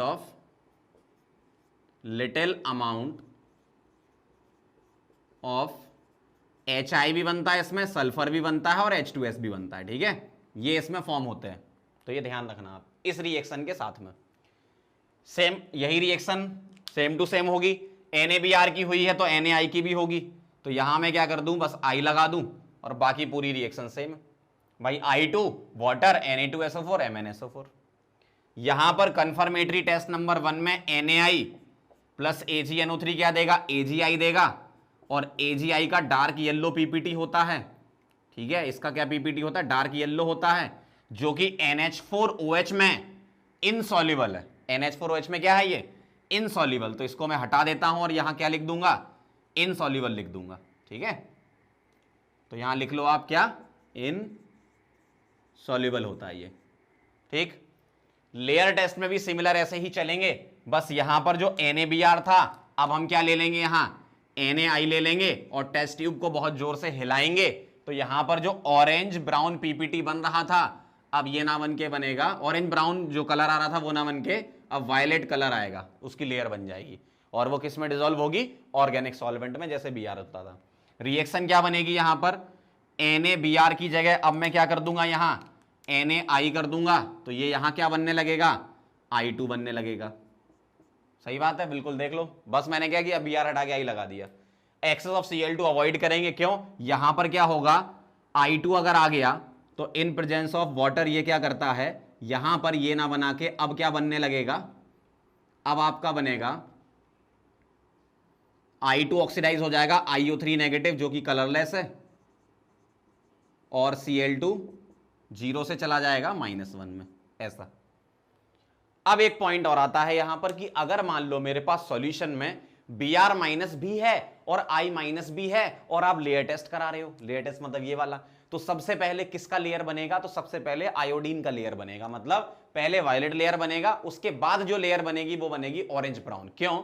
क्योंकि क्लोरीन जो है वो आयोडीन के साथ बहुत अच्छे से रिएक्शन करेगा पहले, फिर उसके बाद ब्रोमीन से करेगा, मतलब क्लोरीन की जो रिएक्टिविटी है वो आयोडीन के लिए ज्यादा है कंपेरिजन टू ब्रोमीन। इसलिए पहले ध्यान रखना इसको, अगर मेरे पास मिक्सचर ऑफ एनायन हुए, Br माइनस और I माइनस का मिक्सचर हुआ और आप लेयर टेस्ट करा रहे हो, तो अब दो लेयर बनेंगी कलर की, एक सबसे पहले जो लेयर बनेगी वो वायलेट लेयर और फिर बनेगी ऑरेंज ब्राउन लेयर। समझ गए बात को? तो ये हो गया आपका लेयर टेस्ट। एक बार देख लो Br कहीं आ तो नहीं रहा, सब जगह आई कर दिया ना हमने, सही कर दिया ना? कहीं Br आ रहा है क्या? नहीं आ रहा, नहीं आ रहा, नहीं आ रहा, नहीं आ रहा, नहीं आ रहा। ठीक है, चलो तो फटाफट से नोट करो, फिर आगे बढ़ते हैं।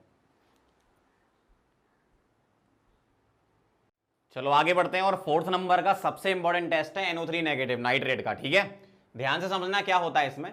स्टार्टिंग में हम क्या करते थे, जो भी अपने पास आयन होता था या उसका सॉल्ट है, मान लो NaNO3, इसकी रिएक्शन हम करवाते थे कॉन्सेंट्रेटेड H2SO4 के साथ, तो ब्राउन कलर की जो फ्यूम्स है वो निकलती थी, उसका रिएक्शन क्या होता है वो देखना जरा। इसकी इससे रिएक्शन होगी तो बनता है NaHSO4 और प्लस HNO3। कुछ नहीं, क्या करो यहां से एक H निकाल के इसको दे दो और Na इधर ले आओ, तो NaHSO4 प्लस HNO3 बनेगा, और ये जो HNO3 है ये ब्रेक होता है NO2 प्लस O2 वाटर में। ठीक है, तो इसकी होती है ब्राउन फ्यूम्स, इसकी क्या होती है? ब्राउन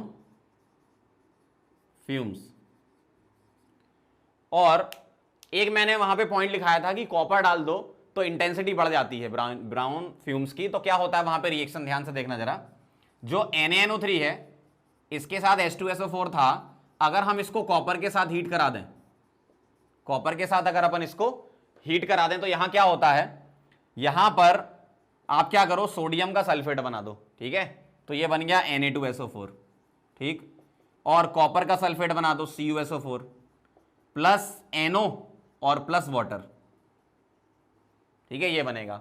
और ये जो CuSO4 का अगर एक्वा सॉल्यूशन देखें तो ये किस कलर का होता है? ये ब्लू कलर का होता है। ठीक है, ब्लू कलर आता है।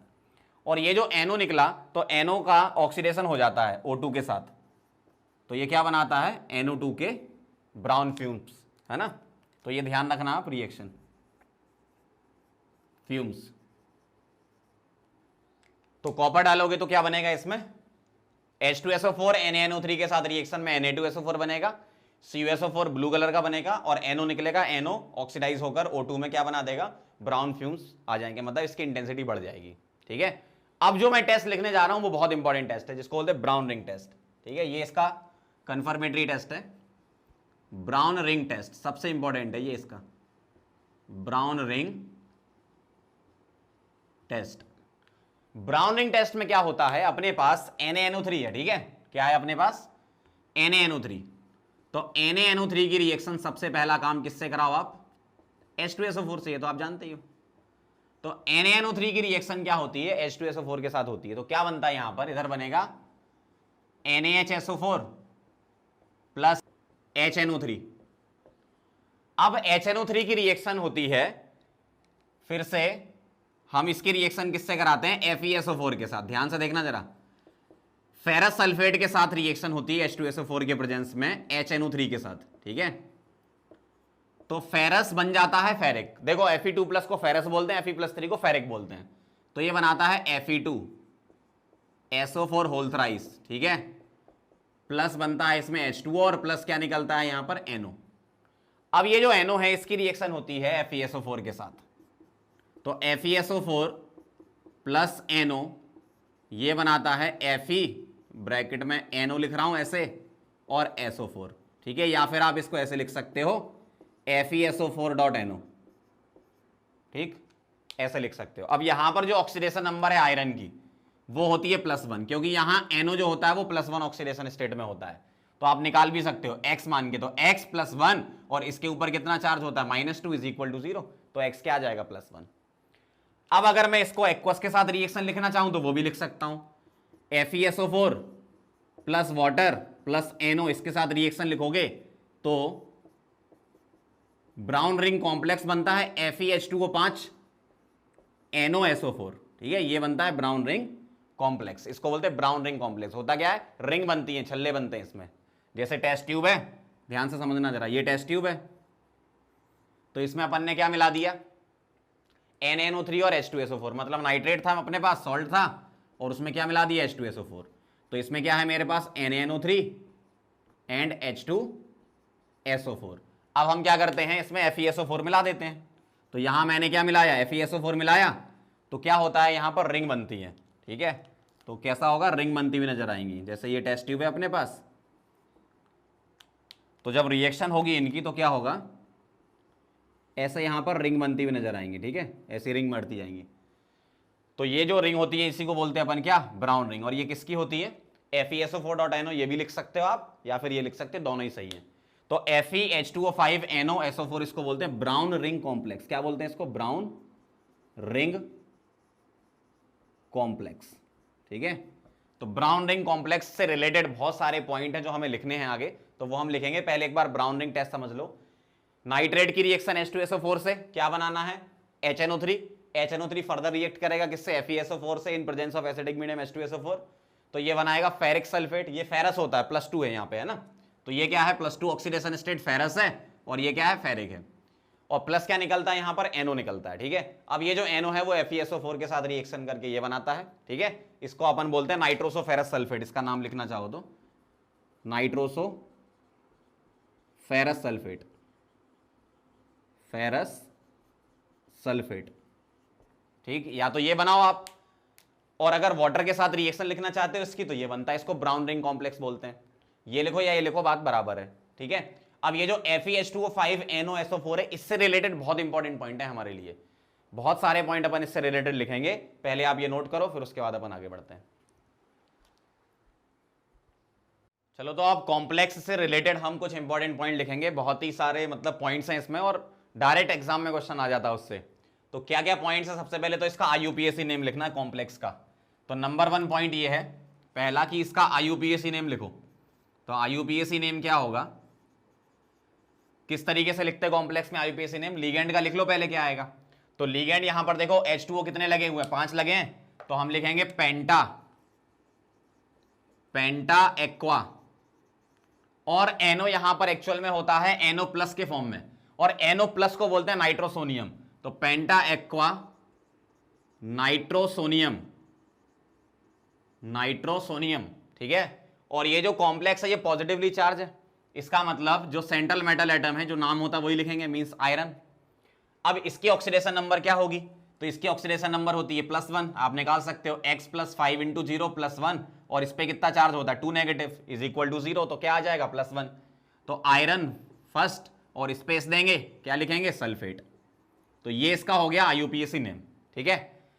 Point number 2, oxidation number of Fe। तो ये ऑक्सीडेशन नंबर हमने निकाली है, क्या है यहां पर +1 होती है, ध्यान रखना इसको, ठीक है। और NO की ऑक्सीडेशन नंबर क्या होती है, NO की भी +1 होती है। NO पर चार्ज कितना होता है अपन ये बोलेंगे, तो +1 होता है। पॉइंट नंबर 3, अब हम इसमें निकालेंगे हाइब्रिडाइजेशन। तो हाइब्रिडाइजेशन ध्यान से देखना कैसे निकालेंगे। हाइब्रिडाइजेशन के लिए आपको इलेक्ट्रॉनिक कॉन्फ़िगरेशन लिखना पड़ेगा। तो इलेक्ट्रॉनिक कॉन्फ़िगरेशन लिखो पहले, किसका, सेंट्रल मेटल एटम का। तो पहले मैं इलेक्ट्रॉनिक कॉन्फ़िगरेशन Fe का लिख रहा हूं, तो ये क्या आएगा, Ar 18 हो गए, 4s2 हो गए 20, और 3d6 क्या हो गए 26। अब इसमें से एक इलेक्ट्रॉन उड़ा दो, क्योंकि Fe+ का भी लिखना होगा आपको, ऑक्सीडेशन नंबर +1 है। तो ये आएगा Ar, इलेक्ट्रॉन कहां से उड़ाएंगे, 4s से उड़ाएंगे, तो 4s1 एंड 3d6 ऐसा आएगा। अब Fe+ को मैं फिल कर लेता हूं, कैसे फिल करेंगे, Fe+ को जब फिल करोगे तो 3d है मेरे पास, ठीक है, इसमें कितने बॉक्स हैं, 5 बॉक्स। फिर उसके बाद क्या है, 4s है, फिर क्या है 4p है, और फिर क्या है मेरे पास 4d है, ठीक है। तो ये मैंने यहां पर बना लिए, ये क्या है अपना 3d, 4s, 4p और 4d, ठीक है। ध्यान से देखते जाना। अब मैं इलेक्ट्रॉन फिल कर रहा हूं, d में कितने फिल करने, 6। तो 1 2 3 4 5 6, और 4s में कितने करने, 1, तो यहां मैंने 1 ये फिल कर दिया। अब यहां ध्यान देना, H2O वीक फील्ड लिगेंड है, और NO जो होता है वो स्ट्रॉन्ग फील्ड लिगेंड होता है। तो NO+ जो है वो स्ट्रॉन्ग फील्ड लिगेंड है, तो यहां पेयरिंग करेगा। लेकिन एक्सपेरिमेंटल स्टडी में यह भी आया कि मैग्नेटिक मूवमेंट इसका √15 होता है, ठीक है। तो उसको बनाने के लिए हम ऐसा बोलेंगे कि 4s से एक इलेक्ट्रॉन को उठा के आप यहां पर अंदर वाले डी में डाल दो, बाकी पेयर मत करना, ठीक है, क्योंकि एक्सपेरिमेंटल स्टडी से हमें पता चला कि 3 अनपेयर तो होते ही हैं इसमें। इसका मतलब क्या है, जब मैं इसको फिल करूंगा तो अब आपको कैसा दिखेगा, ऐसा दिखेगा, ध्यान से देखना। अब आपको जो दिखेगा इसका अरेंजमेंट वो कुछ ऐसा होगा। पेयरिंग हो जाएगी कहां पर, 3D में होगी पेयरिंग, है ना। तो यहां पेयरिंग हो रही है, तो यहां कितने इलेक्ट्रॉन पेयर अप हो गए, ये 2 इलेक्ट्रॉन पेयर अप हो गए यहां पे। तो अब आपको ऐसा दिखेगा, ठीक है। अब उसके बाद पेयरिंग नहीं कराएंगे। अब होगा क्या, जैसे ही आपके पास कॉन्फ़िगरेशन ये आया, तो अब तो मेटल एटम के वैकेंट ऑर्बिटल आएंगे ना, और लिगेंड आएगा इलेक्ट्रॉन डोनेट करने के लिए। तो वैकेंट ऑर्बिटल आप लो, कहां से लोगे, यहां से उठाओ। तो एक ऐसे उठाओ, कितने उठाने हैं, लिगेंड बताएगा 5 और एक 6 है यहां पे। तो अपने को 6 चाहिए, तो 1 2 3 4 5 6। तो आपने क्या क्या लिया, आपने यहां से लिया एक S लिया, ठीक है, एक क्या लिया S, 3p और 2d। मतलब अपने पास जो 6 ऑर्बिटल आए उनका हाइब्रिडाइजेशन क्या है, 1 2 3 4 5, उनका हाइब्रिडाइजेशन क्या है, sp3d2। और इन्हीं वैकेंट ऑर्बिटल में इनके लोन पेयर का डोनेशन होगा, ये तो आपको पता ही है। तो जो लोन पेयर डोनेशन होगा लिगेंड का, वो इन वैकेंट ऑर्बिटल में होगा, मतलब sp3d2, इसका हाइब्रिडाइजेशन आ गई, हमें पता चल गया। ज्योमेट्री क्या होती है sp3d2 पर, ऑक्टाहेड्रल। तो पॉइंट नंबर 3 में तो आंसर आ गया sp3d2। पॉइंट नंबर 4 में क्या लिखेंगे, ज्योमेट्री ऑक्टाहीड्रल। ज्योमेट्री क्या लिखेंगे, ऑक्टाहीड्रल। अब इनर ऑर्बिटल वाला कॉम्प्लेक्स है कि आउटर ऑर्बिटल है, बाहर वाले डी यूज हो रहे हैं, मतलब 5th पॉइंट लिखेंगे आउटर ऑर्बिटल कॉम्प्लेक्स। कैसा है ये, आउटर ऑर्बिटल कॉम्प्लेक्स। चलो ये वाली बात सही हो गई। अब आगे बढ़ते हैं, पॉइंट नंबर 6 में कलर के बारे में लिखेंगे। तो पॉइंट नंबर 6 में लिखेंगे कलर, और इसका कलर क्या होता है, ब्राउन रिंग बनती है, ठीक है, ब्राउन कलर के छल्ले बनते हैं इसमें टेस्ट ट्यूब पे, है ना। तो जो कलर है वो क्या हो जाएगा आपका, ब्राउन कलर है। अब इसमें रीजन भी लिखना है किस वजह से, तो brown due to charge transfer, ध्यान रखना ये ड्यू टू चार्ज ट्रांसफर। अब ये चार्ज ट्रांसफर का मतलब क्या है, यहां पर चार्ज ट्रांसफर का मतलब है कि जो NO होता है, NO एक इलेक्ट्रॉन रिलीज करता है, ये बनाता है NO से NO प्लस और इलेक्ट्रॉन देता है। और ये जो Fe है, Fe 2+ इलेक्ट्रॉन को लेके बनाता है क्या, Fe+1। तो NO से Fe2+ को चार्ज को ट्रांसफर हो रहा है एक तरीके से, तो हम बोलते हैं चार्ज ट्रांसफर की वजह से कलर यहां पर होता है। तो ये ध्यान रखना, बहुत इंपॉर्टेंट पॉइंट है। 7th पॉइंट में लिखेंगे मैग्नेटिक मूवमेंट। तो मैग्नेटिक मूवमेंट का फॉर्मूला आपको पता है, √n × n+2, और अनपेयर्ड इलेक्ट्रॉन यहां से पता चल जाएंगे। तो अनपेयर्ड इलेक्ट्रॉन n कितने हैं, 3। तो √n × n+2 में आप पुट कर दो, तो √3 × 3+2, तो ये कितना हो गया, √15, ठीक है। तो ये इसका मैग्नेटिक मूवमेंट हो गया। पॉइंट नंबर 8 में लिखेंगे इफेक्टिव एटॉमिक नंबर। याद करो कोऑर्डिनेशन कंपाउंड में इफेक्टिव एटॉमिक नंबर क्या होता है, An - ON + 2 × Cn, atomic number minus oxidation number plus 2 × coordination number. तो ये पुट कर दो जरा, एटॉमिक नंबर कितना है Fe का 26, oxidation number -1 plus 2 × coordination number कितना हो जाएगा आपका 6, मतलब जितने इलेक्ट्रॉन यहां से डोनेट हो रहे हैं। तो 6 लिगेंड है, 5 ये और 1 ये, तो 12 ये हो गया, 25 ये हो गया, 37 हो जाएगा। और इफेक्टिव एटॉमिक नंबर का तो रूल ये होता है कि 36 होना चाहिए था, नियरेस्ट नोबल गैस, जबकि ये तो उससे आगे निकल गया। तो हम ये बोल देंगे कि एक्सेप्शन ऑफ EAN हो गया ये, है ना। तो एक्सेप्शन ऑफ EAN रूल, बस आप EAN कैलकुलेट करके निकाल के रख लो क्या होता है। 36 होता तो अच्छी बात होती है, क्या है 37 है, तो ये एक्सेप्शन है EAN का, 36 होना चाहिए था, ठीक है। तो ये सारे पॉइंट बहुत इंपॉर्टेंट है, एक एक पॉइंट इसको याद करना आपको। नाइट्रेट का सबसे ज्यादा इंपॉर्टेंट है ग्रुप 2 में टेस्ट, ठीक है, इसको नोट कर लो। फिर हम कुछ प्रिकॉशंस लिख लेते हैं कि जब हम ब्राउनिंग टेस्ट को परफॉर्म करते हैं लैब में तो क्या क्या हमें प्रिकॉशन लेने पड़ते हैं, ठीक है, इसको लिख लो पहले। चलो तो अब बात कर लेते हैं प्रिकॉशंस की, कि जब हम लैब में टेस्ट को परफॉर्म करते हैं तो क्या क्या चीजें ध्यान रखनी पड़ेंगी। पॉइंट नंबर 1 तो ये है कि FeSO4, या ऐसा लिख लो कि फ्रेशली प्रिपेयर्ड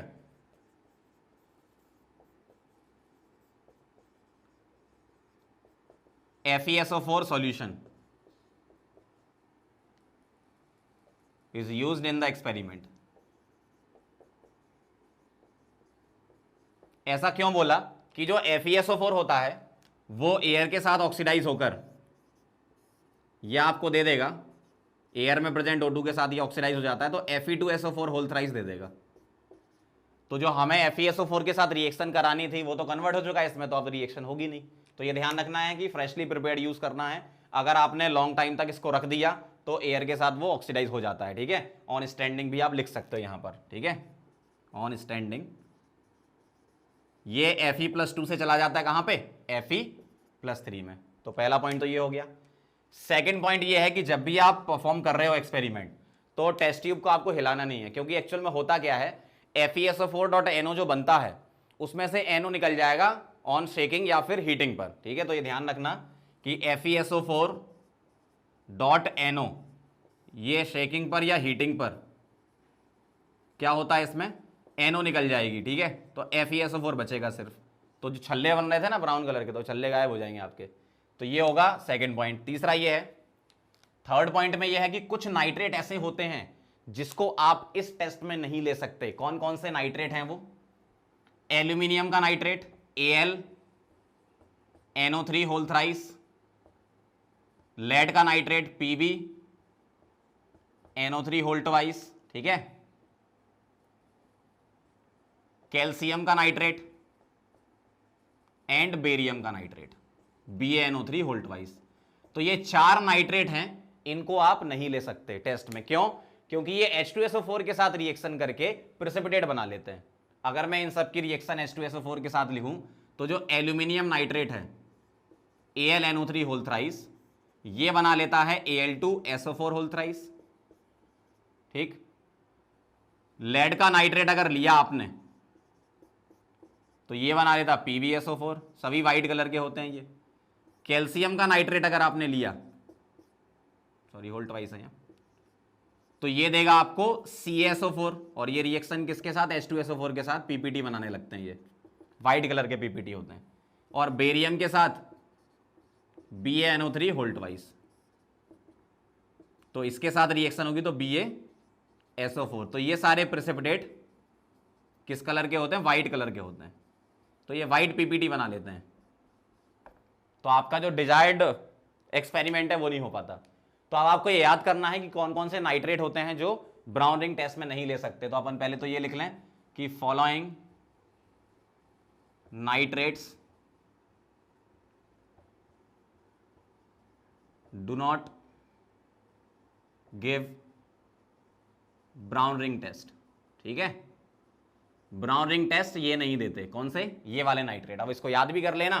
तो याद करने का तरीका ये है कि एल्यूमिनियम का ध्यान रखना, Pb का, कैल्शियम का और Ba का, ठीक है। और इसको याद रखने का तरीका ये है, Al से याद रखना ऑल, Pb मतलब पंजाबी, Ca मतलब कनाडा और Ba मतलब बसेंगे। तो इस तरीके से याद रखना, ऑल पंजाबी कनाडा में बसेंगे। यहां पे मैं साइलेंट है। तो ये वाले नाइट्रेट जो हैं वो टेस्ट नहीं देते हैं, बाकी सारे नाइट्रेट टेस्ट देते हैं, ठीक है। डायरेक्ट क्वेश्चन रहता है कौन सा नाइट्रेट टेस्ट देगा कौन सा नहीं देगा, सिंगल आंसर करेक्ट में आप आराम से लगा सकते हो। समझ गए बात को। तो पूरा नाइट्रेट का कंप्लीट जितने भी पॉइंट्स हो सकते थे ब्राउन रिंग टेस्ट से रिलेटेड मैंने सारे के सारे लिख दिए। अच्छे से इनको याद कर लेना आप, ठीक है, नोट कर लो। चलो आगे बढ़ते हैं। एक लास्ट और बचा है C2O4 2 नेगेटिव ऑक्सीडेट आयन का। ध्यान से देखना जरा क्या होता है। पहले हम क्या करते हैं, इसमें जो अपने पास मान लो सोडियम सॉल्ट ले लिया Na2C2O4, इसमें हम क्या मिलाते हैं H2SO4 कॉन्सेंट्रेटेड। तो क्या होता है यहां पर, आपको याद है फर्स्ट ऑब्जर्वेशन में क्या होता था, CO CO2 गैस निकलती है, ठीक है, और वाटर बनेगा, और सोडियम का क्या बना दो यहां पर, सल्फेट बना दो। तो Na2SO4 बनेगा प्लस H2O बनेगा, और दो गैस हैं CO ये निकलेगी और CO2 ये निकलेगी, ठीक है। ये आपका फर्स्ट ऑब्जर्वेशन था, और आपको ये पता है कि CO2 लाइम वाटर को मिल्की करती है, ये भी जानते हो। अब कंफर्मेटरी टेस्ट में क्या करेंगे, कंफर्मेटरी टेस्ट नंबर 1 ध्यान से देखना जरा। जो अपने पास Na2C2O4 है, Na2C2O4 है, इसकी रिएक्शन कराते हैं CaCl2 के साथ। किसके साथ, कैल्शियम क्लोराइड के साथ। तो आप क्या करो, आयन एक्सचेंज कर दो, यहां का कैटायन इसके एनायन से और यहां का कैटायन इसके एनायन से जोड़ दो। तो ऐसे आप याद करोगे, जल्दी याद हो जाएगा आपको। NaCl बनेगा, मैं मोल नहीं लिख रहा हूं, वैसे 2 मोल बनेगा, मैं सिंपल लिख रहा हूं। NaCl प्लस बनेगा CaC2O4 कैल्शियम ऑक्सलेट, और ये होता है व्हाइट PPT, ये होता है व्हाइट प्रेसिपिटेट। और ये जो PPT है ये इनसॉल्युबल होता है, इसके बारे में लिखेंगे इनसॉल्युबल इन किसमें, अमोनियम ऑक्सीलेट में अगर मैं यहां पर अमोनियम ऑक्सीलेट ले लूं NH4 होल ट्वाइस C2O4, तो इसमें क्या होता है, ये इनसॉल्युबल होता है। ठीक है, तो एक ये कंफर्मेटरी टेस्ट है। दूसरा ये है कि इसी टेस्ट के बीच में से ही हम एक और टेस्ट निकाल लेते हैं, KMNO4 टेस्ट बोलते हैं उसको। ठीक है, सेकंड नंबर पे KMNO4 टेस्ट होता क्या है, यहां जो आपने कहां पर इस जगह यहां जो आपने व्हाइट पीपीटी जो बन रहा था, यहां पर अपन क्या करेंगे, इसको फिल्टर कर लेंगे पीपीटी को, और इसके बाद फर्दर रिएक्शन आगे बढ़ाएंगे। ठीक है, तो ध्यान से देखना जरा क्या होगा। ये जो व्हाइट पीपीटी बना पार्ट 1 में, मतलब फर्स्ट कंफर्मेटरी टेस्ट में, इसको फिल्टर करेंगे। CaC2O4 इसकी रिएक्शन हम कराते हैं डाइल्यूट H2SO4 के साथ। किसके साथ, डाइल्यूट H2SO4 के साथ। तो आप क्या करो, कैटाइन एनाइन एक्सचेंज कर दो, इसका एनाइन इसके कैटाइन से, इसका एनाइन इसके कैटाइन से, तो ये बनाएगा CaSO4 plus H2C2O4, oxalic acid बोलते हैं इसको, H2C2O4। और H2C2O4 की रिएक्शन फिर कराते हैं हम KMNO4 के साथ। तो KMNO4 और एसिडिक मीडियम में कराते हैं, मतलब H2SO4 के साथ ही कराते हैं, और प्लस H2C2O4, ऐसा होता है। तो ये जो H2C2O4 है ये CO2 गैस निकाल देता है, और Mn जो है वो MnSO4 बनाता है। तो आप क्या करो, मेटल के सल्फेट बना दो, Mn एक मेटल इसका सल्फेट, पोटेशियम एक मेटल इसका सल्फेट, मतलब K2SO4। और कौन सी गैस निकाल देना यहां से, प्लस वाटर तो बना ही देना, और प्लस CO2 गैस निकलेगी। और ये जो CO2 गैस निकल रही है आपको पता ही है, लाइम वाटर डालो मिल्की हो जाएगा CaCO3, और एक्सेस CO2 वाटर पास करोगे तो मिल्कीनेस डिसअपीयर हो जाएगी। तो इस तरीके से ये कंफर्मेटरी टेस्ट होता है। समझ गए बात को। तो हमने ग्रुप 1 का कंप्लीट टेस्ट पढ़ लिए, ग्रुप 2 के कंप्लीट हो गए सारे कंफर्मेटरी टेस्ट। एक एक टेस्ट इंपॉर्टेंट है, बहुत ध्यान से करना आप। ठीक है, तो ये नोट कर लो, फिर हम चलेंगे ग्रुप 3 पर।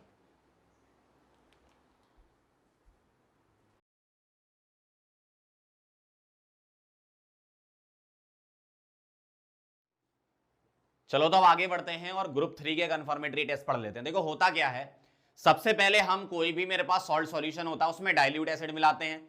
अगर वो कुछ गैसेस निकाल रहा है, मतलब वो ग्रुप 1 के हैं। अगर कुछ नहीं हो रहा है तो हम कॉन्सेंट्रेटेड एसिड मिलाते हैं। अगर वो कुछ गैस निकाल रहा है तो वो सेकंड ग्रुप के हैं। ठीक है, अगर कुछ नहीं हो रहा है तो अब ग्रुप 3 के हैं वो, और ग्रुप 3 के हैं तो उसके लिए डायरेक्ट रिएक्शन होती है, प्रेसिपिटेशन रिएक्शन। ठीक है, तो टेस्ट फॉर SO4 2-, तो मेरे पास मान लो सोडियम सॉल्ट है इसका। ठीक है, Na2SO4, तो इसमें हम क्या मिलाते हैं, BaCl2 मिला देते हैं। तो ये क्या करता है, BaSO4 का व्हाइट पीपीटी देता है। ठीक है, बाकी और देख लो क्या बनेगा, Na के साथ Cl, सिंपल सा है, कैटाइन एनाइन एक्सचेंज कर दो भाई, इसका कैटाइन इसके एनाइन से और इसका कैटाइन इसके एनाइन से। ये क्या होता है, व्हाइट पीपीटी। अब ये जो व्हाइट पीपीटी है, इसके बारे में एक बात ये है कि अगर कॉन्सेंट्रेटेड HCl डालो तो ये इनसॉल्युबल होता है, और कॉन्सेंट्रेटेड HNO3 में भी ये इनसॉल्युबल होता है। ठीक है, तो ध्यान रखना, कॉन्सेंट्रेटेड HCl और कॉन्सेंट्रेटेड HNO3 में ये पीपीटी क्या होता है, इनसॉल्युबल। तो ये इसकी पहली रिएक्शन हो गई। ठीक, इसके बाद एक और रिएक्शन होती है, सेकंड कंफर्मेटरी टेस्ट, ये ए लिख रहा हूं मैं, बी वाला देखना जरा। Na2SO4 की रिएक्शन लेड एसिडेट से करा दो। ठीक है, तो भी व्हाइट पीपीटी बनेगा। तो Na2SO4 की रिएक्शन मैंने करा दी किसके साथ, लेड एसिडेट के साथ, मतलब CH3COO होल ट्वाइस Pb। ठीक है, जिसको हम PbOAc होल ट्वाइस भी लिखते थे। तो इसकी कैटाइन एनाइन एक्सचेंज वाली रिएक्शन है, इसका कैटाइन इसके एनाइन से और इसका कैटाइन इसके एनाइन से जोड़ दो, तो Pb के साथ SO4 चला जाएगा, तो PbSO4 का क्या बन जाएगा, व्हाइट पीपीटी बन जाएगा। तो ये होता है व्हाइट पीपीटी। ठीक है, और साथ में क्या बनेगा, Na के साथ CH3CO, मतलब CH3CONa बन जाएगा। तो इस तरीके से ये इसका SO4 2- का कंफर्मेटरी टेस्ट होता है। इसको नोट करो, फिर आगे बढ़ते हैं।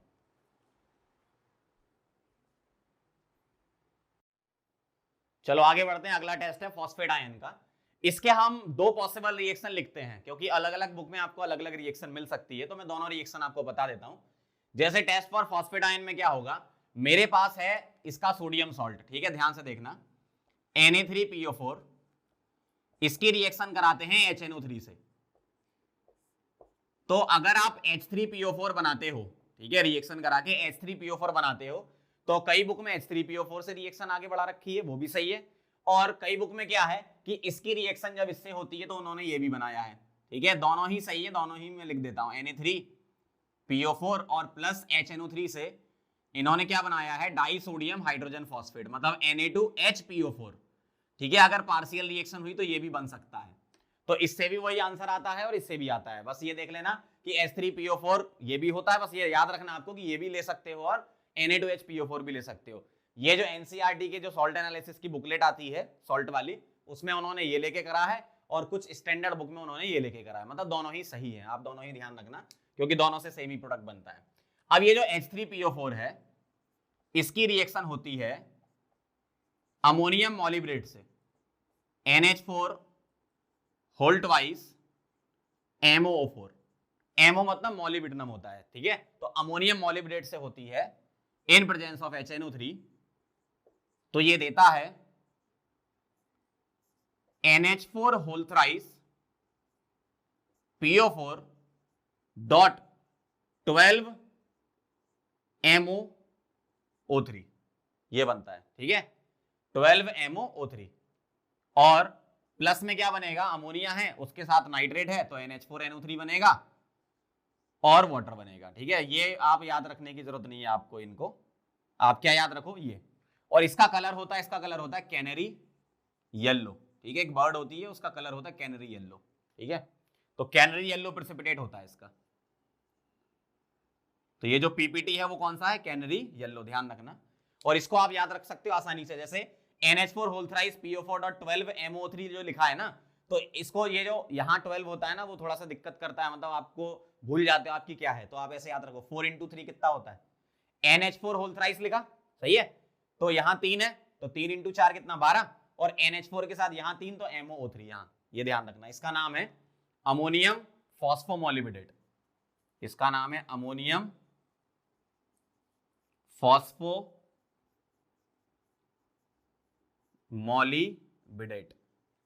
ठीक है, ये ध्यान रखना। कैनरी येलो पीपीटी होता है। तो समझ गए रिएक्शन क्या है, फिर से सुन लो। Na3PO4 की HNO3 से रिएक्शन होती है, H3PO4 बनता है और उसकी अमोनियम मॉलिब्डेट से रिएक्शन करा देते हैं। इसका नाम भी लिखना चाहो तो लिख लो, अमोनियम मॉलिब्डेट बोलते हैं इसको, अमोनियम मॉलिब्डेट। तो अमोनियम मॉलिब्डेट्स के साथ रिएक्शन होती है तो क्या बनता है इसमें, अमोनियम फॉस्फोमोलिब्डेट बनता है, ठीक है, प्लस NH4NO3 प्लस वाटर, ठीक।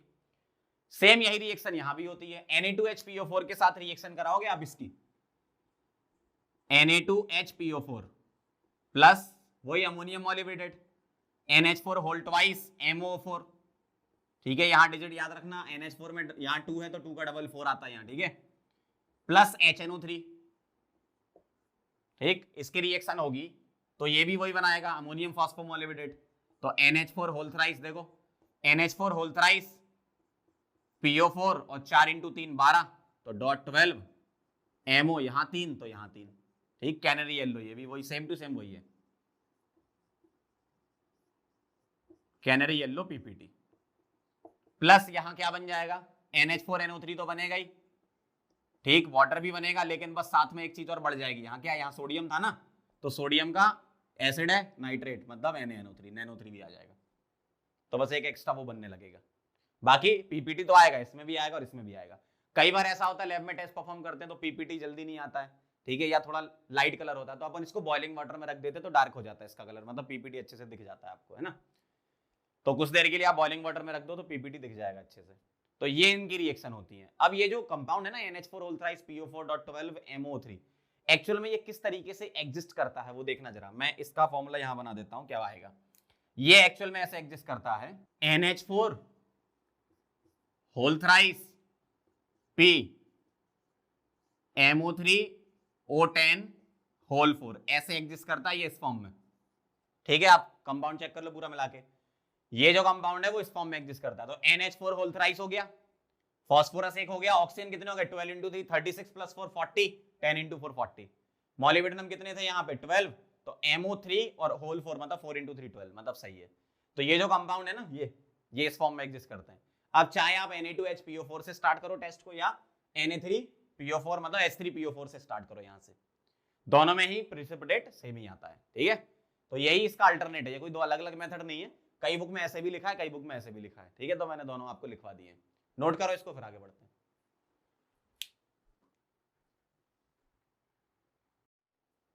चलो आगे बढ़ते हैं। अगला टेस्ट है हमारा बोरेट आयन का, ध्यान से देखना जरा। जैसे मेरे पास इसका सोडियम सॉल्ट है Na3BO3, इसकी रिएक्शन मैंने करा दी H2SO4 के साथ, तो ये बनाता है H3BO3 बोरिक एसिड। क्या बनाता है ये, H3 BO3 बोरिक एसिड और प्लस साथ में Na2SO4 बना दो। अब ये जो बोरिक एसिड है इसकी रिएक्शन होती है बोरिक एसिड H3BO3 की इथाइल अल्कोहल के साथ कराते हैं, C2H5OH के साथ कराते हैं, ठीक है। तो क्या बनता है इसमें, बनता है C2H5O होल थ्राइस B, इसका नाम है इथाइल बोरेट, वोलेटाइल होता है ये इथाइल बोरेट। और फ्लेम टेस्ट में हम ऐसा बोलते हैं कि ग्रीन कलर आता है, मतलब burns with green edge flame, ठीक है। तो क्वेश्चन में इस टाइप से कोई वर्ड लिखा होगा तो आप समझ जाना कि ये बोरेट है। प्लस साथ में क्या बनेगा, प्लस H2O बना देना। अब ये रिएक्शन याद रखने का एक तरीका भी है, कैसे, H3BO3 को मैं ऐसे लिख लूं और इथाइल अल्कोहल जो है उसको मैं लिख लेता हूं ऐसे HOC2H5, एक इधर HOC2H5 एक इधर और HOC2H5 एक इधर, सही है। अब आप वाटर निकाल दो, ठीक है, वाटर निकाल दो जरा, यहां से H और यहां से OH उठा लिया मैंने, HOH HOH ऐसे, ठीक है। तो देखो क्या बन गया, C2H5 इधर आ गया, मतलब C2H5O B और उधर भी आ गया OC2H5 और इधर भी आ गया OC2H5। इसी को मैं लिख सकता हूं BOET, इथाइल को ET भी लिखते हैं ना, होल थ्राइस, ऐसे भी लिख सकते हो आप C2H5 को, ठीक है। फटाफट से नोट करो, फिर एक लास्ट और बचा है फ्लोराइड का, उसको खत्म करते हैं। चलो आगे बढ़ते हैं, एक लास्ट और बचा है F- फ्लोराइड आयन का कंफर्मेटरी टेस्ट। ध्यान से देखना जरा, टेस्ट फॉर फ्लोराइड आयन क्या होता है, जैसे मेरे पास सोडियम सॉल्ट है इसका NaF, ठीक है, इसकी रिएक्शन हम कराते हैं कॉन्सेंट्रेटेड H2SO4 के साथ, ठीक है। कॉन्सेंट्रेटेड H2SO4 के साथ इसको ट्रीट करो तो बनेगा HF और प्लस Na2SO4, बैलेंस करके नहीं लिख रहा हूं, वो तो आप कर ही लोगे। HF की रिएक्शन फर्दर करवाते हैं SiO2 के साथ, किसके साथ, SiO2 के साथ, तो ये बनाता है SiF4 प्लस H2O। अब ये जो SiF4 बना इसको एक्सेस वाटर के साथ ट्रीट कर देते हैं, ठीक है, वाटर के साथ इसको ट्रीट करेंगे तो ये बनाता है H2SiO3 और H2SiF6। ये होता है हेक्साफ्लोरोसिलिसिक एसिड, ये सॉल्युबल होता है वाटर में और ये वैक्सी डिपॉजिट हो जाता है, मतलब एक तरीके से जिलेटिनस कलर हम बोलते हैं, ठीक है, व्हाइट वैक्सी कलर का ये डिपॉजिट हो जाता है टेस्ट ट्यूब के माउथ पर, ठीक है। तो मैं यहां लिख देता हूं वैक्सी या व्हाइट वैक्सी डिपोजिशन, वैक्सी जिलेटिनस भी बोल सकते हो ना, डिपोजिशन टेस्ट ट्यूब में, ठीक है, ऐसा होता है। इनके नाम भी लिख लो, ये तो अपना वाटर सॉल्युबल है, ध्यान रखना, वाटर सॉल्युबल, इसका नाम और इसका नाम यहां लिख देता हूं मैं, H2SiO3 इसका नाम होता है सिलिसिक एसिड, सिलिसिक एसिड, और H2SiF6 को बोलते हैं हेक्साफ्लोरोसिलिसिक एसिड, ठीक है। तो ये अपनी पूरी कहानी खत्म हो गई, basic radical sorry acidic radical का पूरा पार्ट हमने कंप्लीट कर लिया। चलो तो अब मैं फिर से आपको पूरा रिवाइज कराता हूं क्या होता है सॉल्ट एनालिसिस में, क्या चीजें हैं। एक एसिडिक रेडिकल,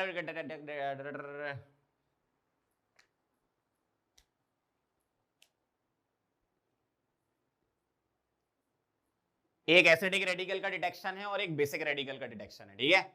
अब एसिडिक रेडिकल के डिटेक्शन में हम क्या करते हैं, अपने पास सॉल्ट का सॉल्यूशन होता है, उसको हम डाइल्यूट H2SO4 से ट्रीट करते हैं, हमें नहीं पता कौन सा वाला आयन है, हमने डाइल्यूट H2SO4 से ट्रीट किया, अगर गैसेस निकली तो हमें ये पता चल गया कि ये ग्रुप 1 का है। अगर मैंने डाइल्यूट H2SO4 या HCl डाला और कुछ नहीं हुआ तो अब हम उसको कॉन्सेंट्रेटेड करेंगे, अगर कॉन्सेंट्रेटेड में गैस निकली है तो वो ग्रुप 2 में है और अगर नहीं है तो वो ग्रुप 3 में चले गए। ग्रुप 1 में कौन कौन से रेडिकल हमने रखे थे और उसका रिएजेंट क्या था, ग्रुप 1 में हमने रखे थे कांट सिंग सॉन्ग, कार्बोनेट, उसके साथ बाइकार्बोनेट भी आता है, ठीक है, सिमिलर टेस्ट होता है दोनों का। कांट में ए आएगा, ए मतलब एसीटेट, एन मतलब नाइट्राइट NO2 नेगेटिव, ठीक है, टी मतलब थायोसल्फेट, सिंग मतलब S2 नेगेटिव सल्फाइड या HS नेगेटिव भी सेम टेस्ट देता है वैसे ही, और सॉन्ग मतलब SO3 2 नेगेटिव या HSO3 नेगेटिव। ये ग्रुप 1 के थे, पीछे भी मैंने पढ़ा है, बस मैं आपको रिवाइज करा रहा हूं। इसमें ग्रुप रिएजेंट क्या था, डाइल्यूट H2SO4 डाइल्यूट HCl। ठीक, अब हमने डाइल्यूट डाला, गैस निकली, बहुत अच्छी बात है, ग्रुप 1 के हो गए। नहीं निकली तो कॉन्सेंट्रेटेड किया एसिड को, और अगर उसने गैस निकाली कॉन्सेंट्रेटेड में तो वो ग्रुप 2 में आए, नहीं निकाली तो ग्रुप 3 में चले गए। ग्रुप 2 में कौन से रेडिकल होते हैं, CBI ने 8 ऑक्स पकड़े, ठीक है, C मतलब क्लोराइड, B मतलब ब्रोमाइड, I मतलब आयोडाइड, 8 मतलब नाइट्रेट NO3 नेगेटिव, और पकड़े 8 ऑक्स, ऑक्स मतलब C2O4 2 नेगेटिव, पकड़े तो साइलेंट है, C2O4 2 नेगेटिव। ये हो गए ग्रुप 2 के। अगला है ग्रुप 3 में जब चले अपन, जो ना तो डाइल्यूट एसिड ना ही कॉन्सेंट्रेटेड एसिड, किसी के साथ ये गैसेस वगैरह इवॉल्व नहीं कर रहे थे, इनकी अलग से रिएक्शन हमने पढ़ी है चारों की। कौन कौन से इसमें थे, SO4 2 नेगेटिव, सोनू ने पूनम को बॉम्बे में फंसाया, यही वाला था ना, SO4 2 नेगेटिव, PO4 3 नेगेटिव, और कौन सा था इसके बाद, BO3 3 नेगेटिव और F नेगेटिव। ठीक है, ये 4 रेडिकल थे अपने ग्रुप 3 में। तो इस तरीके से हमने सारे के सारे एनालिसिस किए, सबके अपन ने क्या करे, प्रीलिम्स वाले टेस्ट लिखे और कंफर्मेटरी टेस्ट लिखे। अब इन सभी रेडिकल्स में से सबसे ज्यादा इंपॉर्टेंट कौन कौन से हैं, क्रोमाइल क्लोराइड टेस्ट बहुत अच्छे से करना है आपको, और ब्राउन रिंग टेस्ट, ये 2 टेस्ट बहुत ही ज्यादा इंपॉर्टेंट है, इनको बहुत अच्छे से आपको करके जाना है एग्जाम में। ठीक है, नोट करो, फिर अपन इसके क्वेश्चन भी करते हैं। अब एग्जाम में किस टाइप के क्वेश्चन आते हैं, अगर आपको एसिडिक रेडिकल की जितनी थ्योरी मैंने पढ़ाई है अच्छे से आपने कर ली, तो क्वेश्चन एग्जाम में यूं होते हैं, मतलब आप क्वेश्चन को देख के आंसर लगा सकते हो, क्योंकि थ्योरेटिकल चीज है ना। भाई आपसे पूछ लिया कैनरी येलो PPT आ रहा है, तो बताओ कौन सा वाला आयन है, आप सीधे बोल दोगे PO4 3 नेगेटिव, समझ रहे हो ना बात को। ग्रीन एच फिल्म के साथ जो बर्न हो रहा है, आप बोल दोगे BO3 3 नेगेटिव। इनमें से क्रोमाइल क्लोराइड टेस्ट कौन नहीं देता है, फटाफट से बता दोगे। तो बहुत सारी चीजें जो मैंने आपको अंदर पढ़ाई है ना, उसको अच्छे से तैयार करो, और सॉल्ट एनालिसिस को बैठ के रटने की जरूरत नहीं है, आपको जो भी मैंने पढ़ाया उसके आप नोट्स बनाओ, और वीडियो आई गया है, सबसे अच्छी बात वीडियो की यही है, 2 दिन में एक बार फिर रिवीजन, ऐसे ऐसे करते जाओ। भाई आपको ये वीडियो बहुत बार देखना पड़ेगा, तब आपको जाके रिएक्शंस याद होंगी, पहले ही बता देता हूं मैं आपको। और आपको लिख लिख के याद करनी पड़ेंगी, लिख लिख के तो आप अपनी तरफ से याद कर लोगे, मैंने जो वीडियो बना दिया है आपके लिए, तो आप क्या करो, हर तीसरे दिन वीडियो खोल के बस बैठ जाओ, देखते रहो क्या हो रहा है, मतलब दिमाग खोल के बैठना, बंद करके मत बैठना, दिमाग खोल के बैठते जाओ, मतलब बैठ जाओ और देखते रहो कि अच्छा ये टेस्ट ऐसे ऐसे करते जाना है ना, तो आपको बहुत जल्दी चीजें याद हो जाएंगी। और एडवांस में ये बहुत ही इंपॉर्टेंट टॉपिक है सॉल्ट एनालिसिस का, अगर एडवांस वाले हो तो बहुत अच्छी बात है, मेंस वाले हो तो कोई टेंशन लेने वाली बात नहीं है। स्टार्टिंग के जो मैंने आपको ग्रुप 1 ग्रुप 2 ग्रुप 3 बताए, उसके वो रेडिकल याद कर लो और ग्रुप रिएजेंट याद कर लो, सिंपल सिंपल सी रिएक्शंस है, एक एक बार देख लो, बहुत ज्यादा डिटेल में कंफर्मेटरी टेस्ट में मत जाओ, कौन सी गैस निकलती है बस उतना मेन और नीट के लिए कर सकते हो। ठीक है, बाकी एडवांस के लिए करना तो पूरा लेक्चर बहुत अच्छे से आपको देखना होगा। ठीक, नोट करो, फिर अपन क्वेश्चन करते हैं। चलो तो अब आगे बढ़ते हैं और कुछ प्रैक्टिस कर लेते हैं एसिडिक रेडिकल से रिलेटेड। अब क्वेश्चन तो देखो बिल्कुल डायरेक्ट ही होते हैं, इसमें आपको लिखना ही नहीं है कुछ, आपको सीधे सीधे बस थ्योरी याद होनी चाहिए सॉल्ट की जितनी मैंने पढ़ाई है। अगर आपको उतनी थ्योरी अच्छे से याद है तो आपके क्वेश्चन बन जाएंगे, बहुत आसानी से बना लोगे क्वेश्चन। ठीक है, जैसे ध्यान से देखो पहला question, Biardu vapour turn starch paper, तो सीधी सी बात है ये आपको याद होना चाहिए, ये तो लिखा रखा मैंने कहां पर, जब NaBr की रिएक्शन करवाते थे, याद करो NaBr के टेस्ट में, कंफर्मेटरी टेस्ट में H2SO4 से रिएक्शन कराई थी, Br2 की वेपर्स बनती थी और साथ में SO2 बनता था और Na2SO4 बनता था, याद करो। ठीक है, प्लस H2O बनता था, ये सब लिखा था हमने। और मैंने लिखाया था कि जो Br2 होता है वो स्टार्च पेपर को, इस तरीके से लिखा था मैंने, स्टार्च पेपर को क्या कर देता है, येलो कलर का कर देता है। ठीक है, ध्यान रखना आप। तो इसका आंसर क्या आ गया, चेन्नई, सी।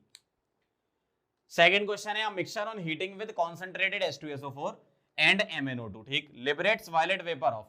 अब याद करो जरा, MnO2 मिलाते हैं तो जो वेपर बनती है उसकी इंटेंसिटी बढ़ जाती है ना, डेंस फ्यूम्स आते हैं, तो वो किसके होते हैं, I2 के होते हैं। तो क्या आंसर आ जाएगा, डी। रिएक्शन लिखना चाहो तो ये होती है कि NaI plus H2SO4 in presence of MnO2, ये क्या बनाता था, MnSO4 बनाएगा।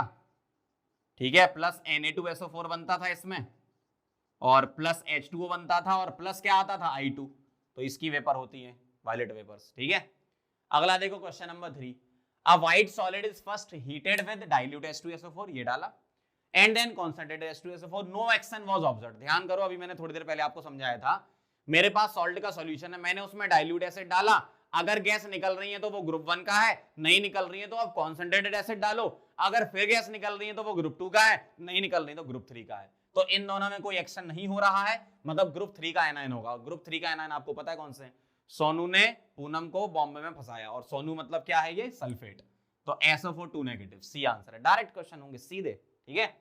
क्वेश्चन नंबर 4 देखो, the brown ring test for NO2 minus and NO3 minus. एक मिनट भाई साहब जरा रुको, यहां पर मैंने आपको ब्राउन रिंग टेस्ट तो इसमें पढ़ाया है, ये यहां से कहां आ गया, ध्यान कर रखो, ब्राउन रिंग टेस्ट मैंने आपको NO3 माइनस का पढ़ाया है अलग से, लेकिन NO2 माइनस भी ब्राउन रिंग टेस्ट देता है। क्यों? दोनों ही चीजें, दोनों ही एनायन आपको NO देती हैं, और NO से ही तो भाई NO ही तो रिस्पॉन्सिबल है ब्राउन रिंग कॉम्प्लेक्स के लिए, है ना, तो ये भी NO देता है और ये भी NO देता है। तो ध्यान रखना, ब्राउन रिंग टेस्ट दोनों चीजों के लिए यूज करते हैं, इसके लिए भी करते हैं, इसके लिए भी करते हैं। हाँ, मैंने आपको NO3 माइनस में अलग से पढ़ाया है, बाकी NO2 माइनस भी टेस्ट देता है, ध्यान रखना है। Is due to the formation of complex ion with formula, तो किस कॉम्प्लेक्स आयन की वजह से होता है वो, ब्राउन रिंग कॉम्प्लेक्स याद करोगे जरा, कौन सा था, तो इन चारों में देखो ब्राउन रिंग कॉम्प्लेक्स कौन सा है, FeS2O5 NO2 positive, C answer है। ब्राउन रिंग कॉम्प्लेक्स डायरेक्ट याद होना चाहिए आपको, ठीक है, नोट करो, फिर और क्वेश्चन करते हैं।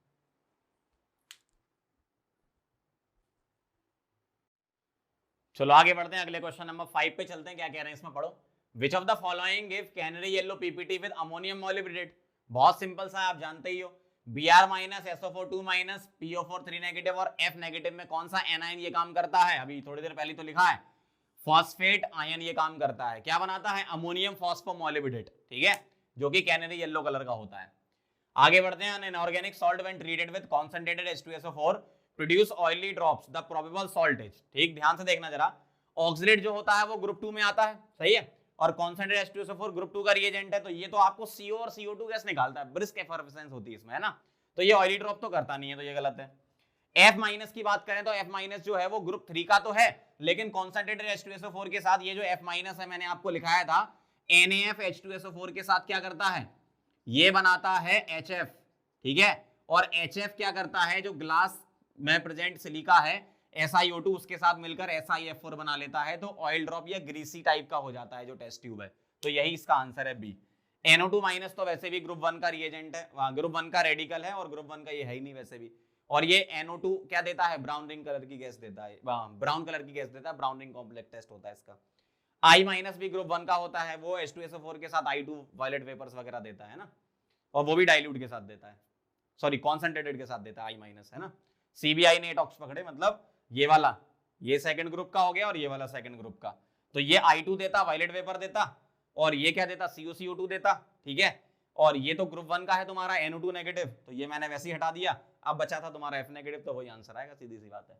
ऐसे आप एलिमिनेशन करके भी कर सकते हो, ठीक है, तो मैं बता देता हूं फिर से एक और बार, ग्रुप 2 का ये है, और ग्रुप 2 का ये है, ग्रुप 1 का ये है, और ग्रुप 3 का ये है, ठीक। चलो आगे बढ़ते हैं।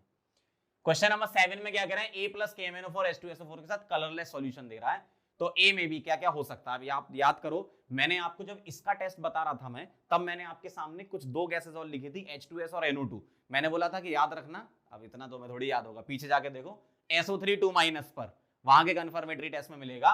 एक्चुअल में क्या होता है, जब एसिड के साथ इसका ट्रीटमेंट होता है तो ये SO2 गैस देता था, इसका H2S बनता था, और इसका NO2 बनता था। अब चाहे NO2 हो या H2S हो चाहे SO2 हो, ये क्या करते हैं, KMnO4 को MnSO4 में कन्वर्ट कर देते हैं, ठीक है, जो कि क्या होता है, कलरलेस सॉल्यूशन होता है, ठीक है, या लाइट पिंक भी होता है, कभी अगर लिखा हो लाइट पिंक तो वो भी लगाना, मतलब ऑल ऑफ दीज आंसर है, समझ गए बात। अगला X plus H2SO4 dilute vinegar smell, बहुत बढ़िया, इसी से आंसर आ गया, आगे की कहानी खत्म है, एक ही की तो विनेगर स्मेल होती है, CH3CO नेगेटिव, बस, तो CH3CO नेगेटिव क्या करेगा, H2SO4 के साथ रिएक्शन करके एसिटिक एसिड बना देगा, बस काम खत्म हो गया ये, तो ये तो तुम्हारा CH3COH हो गया, मतलब ये क्या है, एसिडेट आयन, तो CH3CO नेगेटिव, यही आ गया आंसर। बाकी एक चीज और दे रखी थी कि X plus FeCl3 blood red, याद करो एक कॉम्प्लेक्स बनाया था अपन ने, बड़ा सा एक कॉम्प्लेक्स था Fe का, न्यूट्रल FeCl3 के साथ C2O4 2 नेगेटिव का, है ना, तो वो कॉम्प्लेक्स तो आप लिख सकते हो, लेकिन उसके अलावा कई बुक में ये कॉम्प्लेक्स भी लिखा रहता है कि जो एसिटेट है ना CH3CO नेगेटिव, वो FeCl3 से रिएक्शन करके CH3COO होल थ्राइस Fe ये बना लेता है, तो ये भी सही है। बाकी मैंने डिटेल में कॉम्प्लेक्स पूरा बताया था, जो कि डिसोसिएट होकर ब्राउन रेड कलर का कॉम्प्लेक्स बना लेता है, एसिटेट के टेस्ट में मिलेगा आपको, पीछे जाके देख लो, है ना। तो इसका आंसर क्या आ गया आपका, चेन्नई, CH3CO नेगेटिव। बाकी ये कॉम्प्लेक्स भी अपन लिख सकते हैं, ठीक, नोट कर लो इसको। चलो आगे बढ़ते हैं, आखिरी सेट और कर लेते हैं 4 क्वेश्चन का, और एसिडिक रेडिकल को खत्म करते हैं। चलो स्टार्ट करते हैं अपन। क्वेश्चन नंबर 9 पढ़ेंगे, क्या कह रहे हैं, X प्लस H2SO4 से क्या बन रहा है, Y। कलरलेस गैस बन रही है विद इरिटेटिंग स्मेल हो रही है, ठीक है। और Y की रिएक्शन K2Cr2 के साथ ग्रीन कलर बन रहा है, ओके। अच्छा, K2Cr2 जब भी आएंगे तो आपके दिमाग में दो चीजें आनी चाहिए, एक तो क्रोमाइल क्लोराइड टेस्ट चलना चाहिए पैरेलली दिमाग में, और दूसरा चलना चाहिए ग्रीन कलर जब आता है ना तो SO2, NO2 या H2S, ये गैसेस होनी चाहिए, ठीक है, जो अपन ने अभी पीछे भी क्वेश्चन किया था। तो स्टार्ट करते हैं अपन, कहां से, ऑप्शन से चलेंगे। अगर मेरे पास SO3 हुआ, अच्छा SO3 हुआ तो H2SO4 के साथ वो गैस कौन सी देगा, SO2 देगा, कलरलेस होती है, इरिटेटिंग स्मेल, इतना सही है। और SO2 की रिएक्शन इससे कराते तो ग्रीन कलर आता है, ये भी पक्का है, Cr2SO4 होल थ्राइस का, ये भी कंफर्म है। और चेक कर लो, अगर मैंने Br- लिया तो ये Br2 देगा, और Br2 कलरलेस नहीं होता, रेडिश ब्राउन होता है, तो ये तो गलती कर दो आप, अभी तक अपना A लग रहा है। C लिया आपने H2 नेगेटिव, तो ये क्या बनाएगा, यहां पर H2S बनाएगा, और H2S जो है वो रॉटन एग होती है, ठीक है, ध्यान रखना, तो ये भी गलत हो गया। D वाला CO3 नेगेटिव, ये CO2 बनाएगा, और CO2 क्या होता है, इरिटेटिंग स्मेल नहीं होती, ब्रिस्क एफरवेसेंस, कलरलेस ऑर्डरलेस होती है, तो ये भी गलत है, मतलब आंसर आपका A आ गया। अब मैं डिटेल में पूरा कर देता हूं। अगर तुमने ये लिया SO3 नेगेटिव, तो ये बना SO2, और SO2 की रिएक्शन जब हुई तो ग्रीन कलर का आया, ग्रीन कलर का आया Cr2SO4 होल थ्राइस, ठीक है, ये बना। चलो ठीक, क्वेश्चन नंबर 10 पढ़ो। NaI क्लोरीन वाटर CH2 के साथ शेक कर रहे हो, इसका मतलब ये लेयर टेस्ट हो गया, ठीक है। तो लेयर टेस्ट में क्या होता था, आपसे कलर पूछा कौन सा कलर आएगा, और आपको पता है कि लेयर टेस्ट दो ही अपन पढ़ते थे, कौन कौन से, एक ब्रोमीन का और एक आयोडीन वाला। तो ब्रोमीन वाले में ऑरेंज ब्राउन आता था, और आयोडीन में वायलेट कलर आता था, जो कि डिसॉल्व रहता था किसमें, ऑर्गेनिक लेयर में, ठीक है, मतलब ये वाली CH2 लेयर में। तो कौन सा NaI है तो ये I2 आएगा, और वो डिसॉल्व हो जाएगा, पर्पल कलर होगा, ठीक है। यहाँ क्या बनता था अपना, I2 बनता था, याद करो, है ना, जो कि ऑर्गेनिक लेयर में डिसॉल्व रहता था। क्वेश्चन नंबर 11 इंटीजर टाइप का क्वेश्चन है, find total number of acidic radical which produce gas और वेपर विद डाइल्यूट H2SO4। अच्छा, डाइल्यूट H2SO4 तो तुम्हारा ग्रुप 1 का रिएजेंट है ना, तो ग्रुप 1 के रेडिकल छांट लो, कांट सिंग सॉन्ग, ठीक, तो आप बोलो, आप कांट सिंग सॉन्ग वाला, कांट सिंग सॉन्ग बोल दो, क्या क्या है इसमें से, कांट सिंग, C मतलब कार्बोनेट, कार्बोनेट के साथ बाइकार्बोनेट फ्री है, ठीक, A मतलब एसीटेट, चलो कोई नहीं है, एसीटेट नहीं है, N मतलब nitrite, NO2 negative, T thiosulphate नहीं है, सिंग मतलब S2 नेगेटिव, सॉन्ग मतलब SO3 नेगेटिव, कहीं नहीं, मतलब 1 2 3 4, तो इसका आंसर क्या आ गया 4। बहुत सिंपल है, इस टाइप के क्वेश्चन जेईई मेन के लिए भी इंपॉर्टेंट होगा, इंटीजर वाले, है ना। क्वेश्चन नंबर 12 देखेंगे, when CCl4 layer containing I2 is shaken with excess chlorine water, मतलब 12 वाला इससे कनेक्टेड है, 10 और 12 है ना, एक्सेस क्लोरीन वाटर पास कराएंगे तो जो वायलेट कलर आ रहा है वो डिसअपियर हो रहा है, किस वजह से हो रहा है, ये रिएक्शन मैंने लिखवाई थी आपको, याद करो, I2 की रिएक्शन Cl2 के साथ हो जाती है, एक्सेस में अगर पास किया आपने तो क्या होता है, एक्सेस क्लोरीन वाटर में ये क्या कर देता है, ये IO3 नेगेटिव बना लेता है, और Cl2 क्या बना लेता है, Cl नेगेटिव। चेक कर लो जरा, I2 को ऑक्सीडाइज कर देगा तो खुद क्या हो जाएगा, रिड्यूस, और ये क्या होता है, कलरलेस। तो ये अपन ने लेयर टेस्ट में लिखी भी थी आयोडीन वाले में, याद करो, तो इसका आंसर क्या आ जाएगा, बदलापुर। चेक कर लो सारे आंसर सही लगे, इसका आगरा, इसका आगरा, इसका बदलापुर, और इसका इंटीजर था 4। तो ये वाली बात हो गई आपका कंप्लीट एसिडिक रेडिकल, मैंने पढ़ा दिया भाई, जितना डिटेल में हो सकता था ना, सारी रिएक्शन मैंने ट्राई किया है कि सारी रिएक्शन कवर हो जाए, और बहुत सारी रिएक्शन इसमें कवर करी है अपन ने।